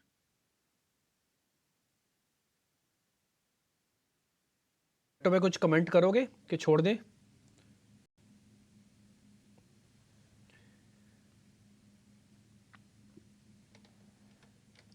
गुरांग सर, आपसे ही है, जोमेटो पे कुछ बात रखोगे अपनी? तो जोमेटो पर जैसे मैंने बताया 175 का लक्ष्यांक है। और डिम्पी, ब्लिंकिट जो कि एक घरेलू सामान का ई प्लेटफॉर्म है, वहां पर जब से ब्लिंकिट की शुरुआत हुई थी तो हैंडलिंग या फिर डिलीवरी फी और प्लेटफॉर्म फी चार्ज कर रहे हैं। और जोमेटो के जो मुख्य कारोबार है यानी कि फूड डिलीवरी प्लेटफॉर्म, वहां पर भी अगर आप गोल्ड मेंबर है तो भी आपको कुछ 2 रुपए या 4 रुपए प्लेटफॉर्म फी चार्ज होती है। और जिस तरीके से लोग इस प्लेटफॉर्म का उपयोग कर रहे हैं, यानी कि जोमेटो का फूड डिलीवरी का और ब्लिंकिट का घरेलू सामान के जो प्लेटफॉर्म है उसका, निरंतर तिमाही दर तिमाही क्योंकि ये डिलीवरी चार्ज और हैंडलिंग फी लग रही है, उसके कारण जो नतीजे आ रहे हैं, मुनाफा आ रहा है, वो काफी अच्छा आ रहा है।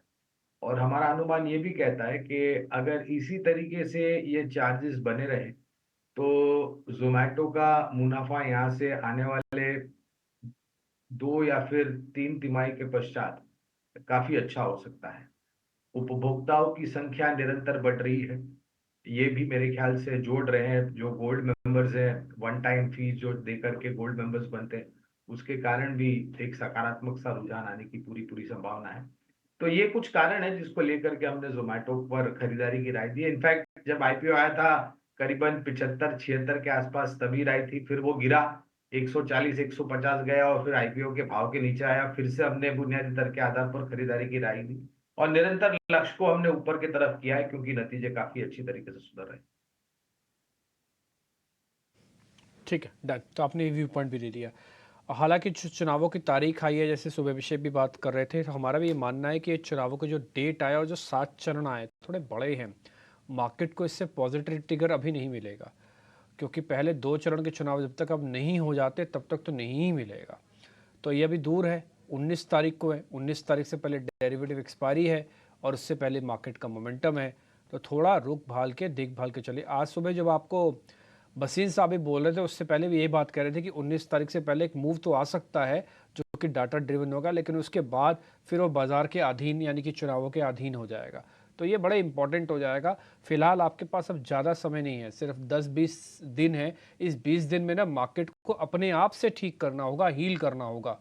अगर ये हील नहीं करता ना, तो जैसे आज सुबह सोनी भी आपको बता रही थी कि अगर क्रिटिकल सपोर्ट्स टूटे ना तो फिर आप और ड्रैग डाउन नीचे की तरफ चले जाओगे। कुछ शेयर्स पता कर लें। आपको जरा अडानी ग्रुप के शेयर्स दिखाता हूँ। एक भी शेयर आप कोई भी फायर कर सकते हैं, XYZ, हाँ कुछ भी फायर कीजिए, सारे के सारे शेयर आज नीचे हैं। और हैरानी की बात यह है कि सभी में परसेंटेज 3 से 4% है। कोई भी फायर करो, Adani port, power, Ambuja, ACC, AWL, ATGL, Adani greens, Adani energies, सब में ऑलमोस्ट 3-3, 4-4% का एक सीधा सीधा सा कट लगा हुआ है सभी में। ठीक, तो ये शेयर है। अडानी एंटरप्राइजेस पे एक बार जरा व्यू पॉइंट लेते हैं। सोनी, एक बार आपका व्यू चाहिए। डैमेज ज़्यादा है, प्रॉब्लम है क्या कुछ स्ट्रक्चरली, जरा चेक करना। जी टीपी जी, यहाँ पे अगर हम देखेंगे तो 3280 पे एक सपोर्ट है। अगर ब्रेक करते हैं तो डेफिनेटली वहां पे थोड़ा सा आपको कॉशियस रहना पड़ेगा। 2800 तक भी टेस्ट कर सकता है। बहुत ज्यादा स्ट्रेंथ नजर नहीं आ रहा है।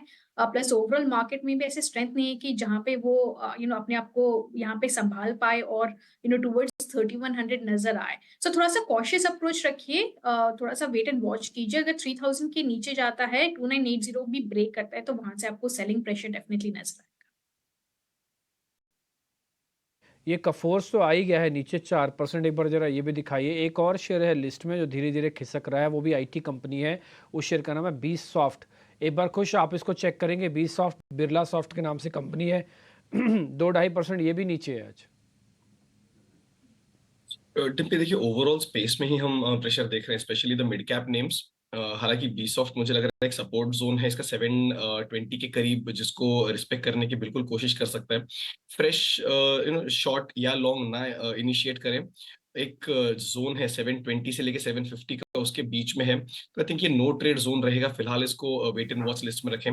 अगर किसी की एग्जिस्टिंग शॉर्ट पोजीशन हो तब आप 720 के टारगेट से इसमें बिल्कुल होल्ड रह सकते हैं, बट अदरवाइज इसमें फिलहाल कोई ट्रेड इनिशिएट ना करें। ठीक है, तो इसमें अभी कोई ट्रेड नहीं बनता। मिड कैप आईटी ने निराश किया है। देखिए आईटी ने एक दिन हमारा फेवर दिया था, जिस दिन हम आपके सामने बात रखे। निफ्टी और बैंक निफ्टी दोनों इंजन को, डबल इंजन की सरकार चाहिए इस समय मार्केट के अंदर। अगर सिंगल इंजन की सरकार आ गई तब भी नहीं काम बनेगा। खैर, ये बिरला सॉफ्टवेयर आपको रिकमेंडेशन मिल गया। गौरांग सर बहुत बहुत शुक्रिया, थैंक यू वेरी मच। आज आपने टाइम निकाला, अच्छे से गाइड किया। और एक बार फिर से कह दूँ, गौरांग सर ने पहले एक डिस्क्लोजर और दिया था पेज इंडस्ट्रीज़ के बारे में। वो बता भी रहे थे कि पहले नहीं था, लेकिन बाद में उन्होंने कहा कि नहीं, 42,500 तक का उनकी बाई की कवरेज में है। कुरांग सर, मैंने आपकी तरफ से फिर से रिपीट कर दिया। कोई और डिस्क्लोजर हो तो सर वो भी बता दो आप। डिस्क्लोजर यही था, जब से प्रोडक्ट इस्तेमाल किया तब से एक इच्छा थी कि शेयर भी खरीदूं, लेकिन शेयर खरीद ली।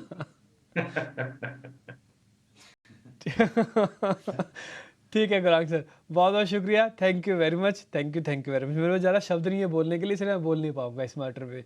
आगे बढ़ते हैं, एक ऑप्शंस का ट्रेड आपको दिखाते हैं। ऑप्शंस का चैंपियन रत्नेश भाई जुड़ रहे हैं हमारे साथ, लेके आइए ऑप्शंस का चैंपियन।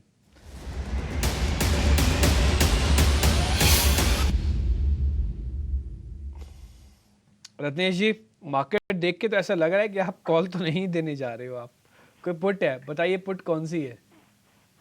गुड मॉर्निंग डिम्पी जी, सभी दर्शकों का बिल्कुल सही केस है आपका। थोड़ा सा पुट मुझे ऐसा लगता है कहीं ना कहीं इंडेक्स में प्रेशर जरूर थोड़ा सा भी रह सकता है। तो 22,000 का निफ्टी का पुट ही लेने की सलाह रहेगी मेरी 150 रुपए के आसपास में। 110 रुपए का स्टॉप लॉस लगा के 220 रुपए का टारगेट मुझे लगता है। लॉस भी बहुत बड़ा नहीं, इसमें 2,000 रुपए तक का लॉस और प्रॉफिट जो हो सकता है 3,500 रुपए तक का इसमें बन सकता है।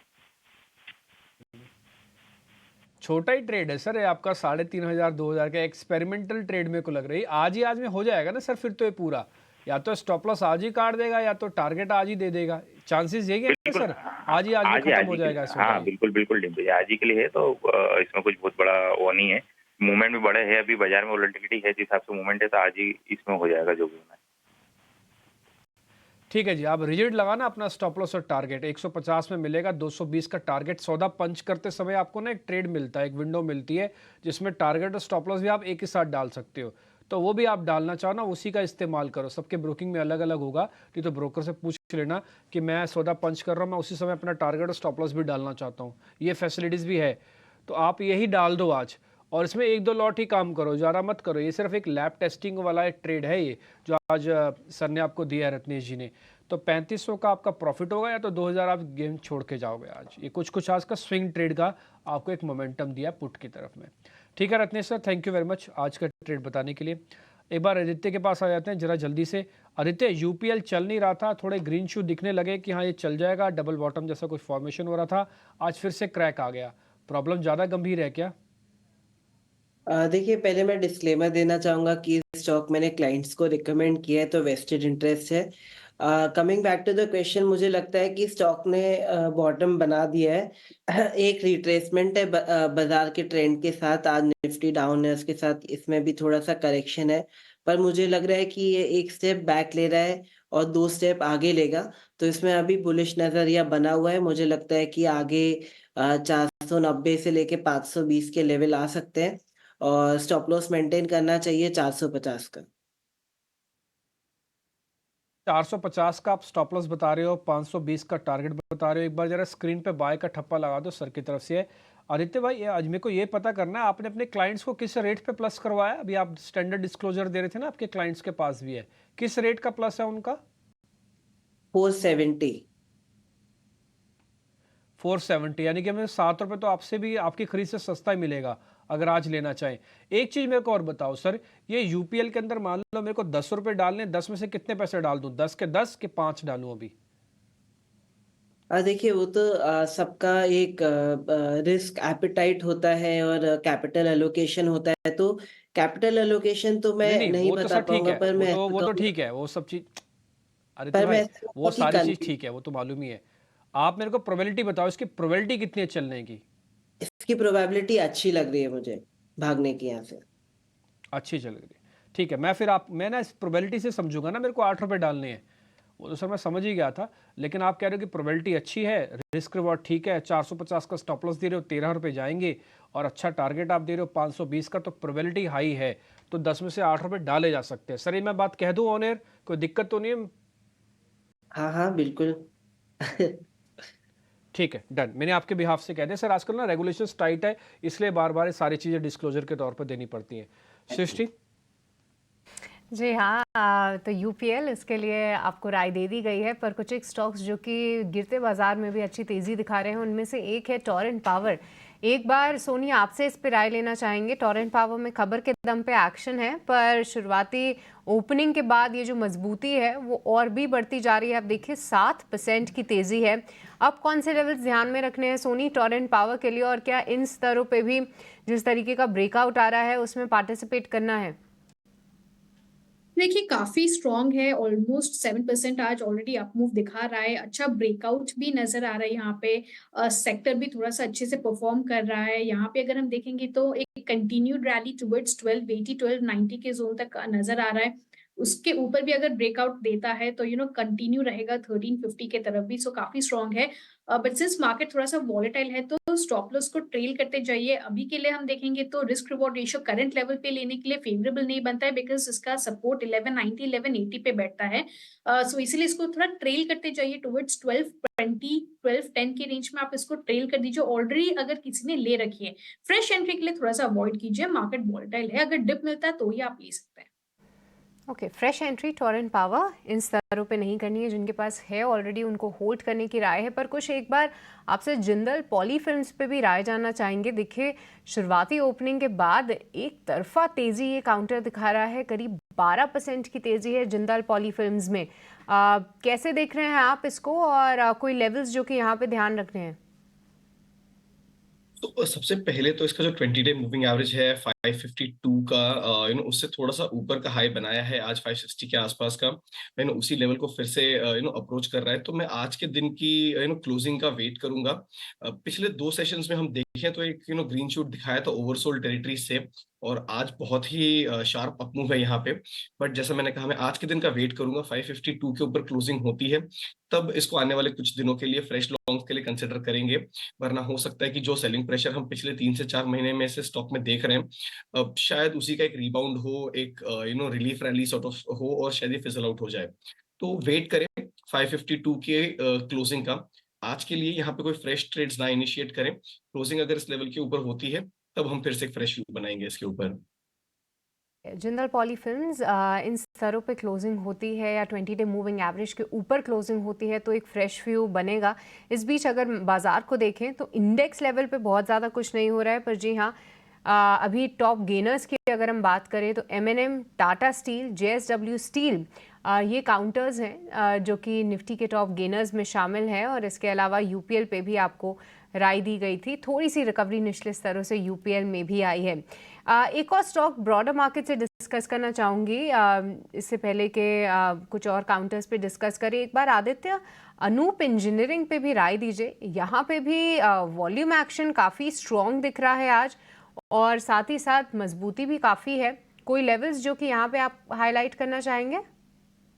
बिल्कुल, देखिए आपने काफी स्ट्रॉन्ग काउंटर पकड़ा है। मुझे लगता है कि इधर एक नई रैली की शुरुआत हो रही है, तो अनूप इंजीनियरिंग को बाय कर सकते हैं 3024.80 में। स्टॉप लॉस लगाना चाहिए 2790 का, और टारगेट रहेंगे इसमें 3200 से लेके 3400। ठीक है, अनूप इंजीनियरिंग को लेकर दरअसल खबर भी है कि बोर्ड इनका बोनस इशू पर विचार करेगा। और अगर हम FY24 की अब तक की बात करें तो शेयर ये डबल हो गया है, 3024 रुपये के आसपास जाकर कारोबार कर रहा है। तो ये ट्रिगर इसमें है अनूप इंजीनियरिंग में। 12% के आसपास की शानदार तेजी, 15% ऊपर था, 3119 का आज का हाई है। ऊपर से अगर आप देखेंगे तो आपको 80-90 रुपये फिलहाल नीचे दिखेगा, लेकिन गजब का मूव है अनूप इंजीनियरिंग में। लेकिन बाजार में इस वक्त बुल्स और बेयर्स के बीच में बहुत ही गजब की रस्साकशी चल रही है। ऑलमोस्ट बराबरी का मामला है। एडवांसेस थोड़ी सी ज़्यादा हैं डिक्लाइंस के मुकाबले। 1129 शेयर तेजी वाले हैं और उसके मुकाबले 1079 शेयर इस वक्त लाल निशान के साथ कारोबार कर रहे हैं। आज हम देखेंगे तो बैंकिंग से अगर थोड़े से कमज़ोर संकेत की अगर हम बात करें तो HDFC bank, ICICI bank, Kotak bank, ये तमाम बैंकिंग स्टॉक्स आज कमजोरी के साथ ट्रेड कर रहे हैं और कुछ कुछ उसमें हम देख रहे हैं कि कंजम्पशन वाले शेयर भी आज बाजार का मूड खराब कर रहे हैं। Nestle, HUL, Tata consumer, Titan, ये तमाम शेयर आज कमजोरी के साथ ट्रेड कर रहे हैं। आदित्य, आप जरा बैंकिंग में देख के बताइए कि कहीं बड़े बैंकों में HDFC, ICICI, कोटक, कहीं आपको शॉर्टिंग के मौके इस तरह से भी दिख रहे हैं क्या, या फिर अभी अवॉइड करें, या फिर बाय ऑन डिप्स वाले शेयर हैं ये? देखिए, मैं तीसरे ऑप्शन के साथ जाना चाहूंगा। मुझे लगता है बाय ऑन डिप्स किया जा सकता है, करंट रेट से भी बाय किया जा सकता है और थोड़ा ऊपर जाए तो भी बाय किया जा सकता है, क्योंकि अभी बैंक निफ्टी एक इम्पॉर्टेंट सपोर्ट लेवल पे है और निफ्टी प्राइवेट बैंक भी एक इम्पॉर्टेंट सपोर्ट पे है। यहाँ से एक फ्रेश लेग ऑफ रैली चालू हो सकती है। मंदी ऑलमोस्ट खत्म है यहाँ से, तो यहाँ से बल्कि बैंक निफ्टी की 2 से 4% की रैली आ सकती है, मतलब 1000 से 2000 पॉइंट की रैली। तो उसमें प्राइवेट बैंक एक अच्छा पार्टिसिपेशन दिखा सकते हैं। मुझे लगता है ICICI बैंक एक अच्छा बाय है यहाँ पे। इसको बाय किया जा सकता है 1074.25 पे। स्टॉप लॉस रहेगा 1065 का और टारगेट रहेगा 1095 से लेके 1120। ठीक है। ICICI बैंक को लेकर बुलिश व्यू, गिरावट पर खरीदारी की सलाह है आदित्य की तरफ से। सोनी, आप जरा कोपरन का शेयर चेक कीजिए। लगातार 3 दिन से एक बढ़िया मोमेंटम, हालांकि उसके पहले 4-5 सत्र तक ये शेयर गिरा था, लेकिन पूरी की पूरी भरपाई उसकी कर दी है। और इसमें खबर यह भी है कि क्वांट म्यूचुअल फंड ने कोपरन के शेयर खरीदे हैं, तो उसका भी ट्रिगर है। आज हम देख रहे हैं कि 6% के आसपास की एक बढ़िया तेजी कोपरन के शेयर में है। 350 का भाव हो गया। और कितनी तेजी आप देख रही हैं इसमें? जी अभिषेक जी, यहाँ पे हम देखेंगे तो लास्ट 3 डे से एक ग्रीन कैंडल बनाते हुए अच्छे से अप मूव की तरफ दिख रहा है। यहाँ पे मेरे ख्याल से नेक्स्ट रेजिस्टेंस जहाँ पे उसका बैठ रहा है वो है 290। 290 पे रेजिस्टेंस है, उस वहां तक एक बार टेस्ट कर सकता है और इमीडिएट बेसिस पे 260 का एक सपोर्ट है। सो थोड़ा सा आप होल्ड कर सकते हैं अगर कोई ऑलरेडी लेके रखे हैं, पर फ्राइडे की क्लोजिंग ट्रेड पे से लेके रखे हैं, जहां से वो इंडिकेट करा था कि एक गैप अप मूव आज दिखा सकता है। तो 290 के लिए एक बार आप होल्ड करके इसको होल्ड कर सकते हैं फॉर 290 टारगेट। 290 के टारगेट के लिए आप इसको होल्ड कर सकते हैं। कोपरन के शेयर को लगातार तेजी इसमें हमें देखने को मिल रही है। सांघी इंडस्ट्रीज में आज बढ़िया मोमेंटम हम देख रहे हैं। कुछ दिनों पहले हमने इसमें गिरावट देखी थी, क्योंकि ऐसी खबर आई थी कि अंबुजा सीमेंट अपना स्टेक जो है थोड़ा सा कम करेगा इस शेयर में। लेकिन आज हम देख रहे हैं कि बढ़िया मोमेंटम, 7% के आसपास की तेजी है सांघी इंडस्ट्रीज में। कुछ आप जरा चेक करेंगे सांघी को, क्या ये तेजी और बढ़ेगी? तो अभिषेक, आज का जो रिबाउंड है ये ओवरसोल्ड टेरिटरी का रिबाउंड है। मेरे लिए जो क्रिटिकल लेवल है यहाँ पे देखना वो है 98 का, जो फ्राइडे का हाई रहा है। 98-99 के करीब का जो लेवल है वो अगर वो क्रॉस होता है, सस्टेन होता है, तब हम कंसिडर करेंगे। वरना हो सकता है ये डेड कैट बाउंस प्रूव हो और जो स्टॉक का डाउनफॉल है ये शायद यहाँ से कंटिन्यू रहे। तो फिलहाल बाइंग की सलाह नहीं रहेगी। There is still a confirmation pending. आज का पहला दिन है इतने दिनों की बाउंस के बाद जो हम देख रहे हैं। तो मेरे हिसाब से थोड़ा सा वेट एंड वॉच का अप्रोच अपना है यहाँ पे। इतनी अप मूव के बाद फ्रेश एंट्री यहाँ पे फिलहाल मैं नहीं फ्रेश एंट्री की सलाह नहीं दूंगा। ठीक है, एक और बार वेट एंड वॉच सांगी इंडस्ट्रीज पे आता हुआ कुछ की तरफ से। पर आदित्य, आपकी RBL बैंक की कॉल उम्मीद है अच्छा कर रही होगी, क्योंकि जब आपने दिया था स्टॉक में शायद 1% की तेज़ी थी। अब उन स्तरों से RBL बैंक थोड़ा सा मजबूत ज़रूर हुआ है और आपका अभी भी मानना है कि जो बैंक निफ्टी है वो एक अच्छा मूव दिखा सकता है। पर इसके अलावा एक बार आपसे कोल इंडिया पे भी राय लेना चाहेंगे, इससे पहले कि आपसे अलविदा लें। एक स्पाइक उसमें आता हुआ दिखा है और कई दिनों की गिरावट के बाद आज थोड़ा सा जोश कोल इंडिया में देख रहे हैं हम। कोई लेवल्स जो कि यहाँ पे ध्यान रखने हैं और क्या यहाँ पे एक फ्रेश एंट्री का मौका है? सृष्टि जी, आरबीएल के थम्स अप के लिए मुझे लगता है कोल इंडिया भी एक अच्छा ट्रेंड बता सकता है या अपसाइड की तरफ। तो कोल इंडिया भी अक्यूमुलेट है, बाय है इस लेवल से 419.15 पे, और स्टॉप लॉस रहेगा इसमें 400 का और टारगेट रहेगा 440 का। ओके, तो कोल इंडिया यहाँ पे भी बाय कर सकते हैं। पर आदित्य, कोई डिस्क्लोजर जो कि आप देना चाहेंगे? देखिए, मैंने आज बहुत सारे स्टॉक्स डिस्कस किए, इसमें मेरा वेस्टेड इंटरेस्ट है और काफ़ी सारे स्टॉक्स क्लाइंट्स को रिकमेंड किए हैं, तो आप अपने एक फाइनेंशियल एडवाइज़र को डिस्कस करके ही कोई इन्वेस्टमेंट डिसीजन लें। ठीक है, बहुत बहुत शुक्रिया आदित्य आपका आज हमारे साथ जुड़ने के लिए और तमाम स्टॉक्स और सेक्टर्स पे चर्चा करने के लिए, साथ ही अपनी कॉल्स भी देने के लिए। पर चलिए अब आगे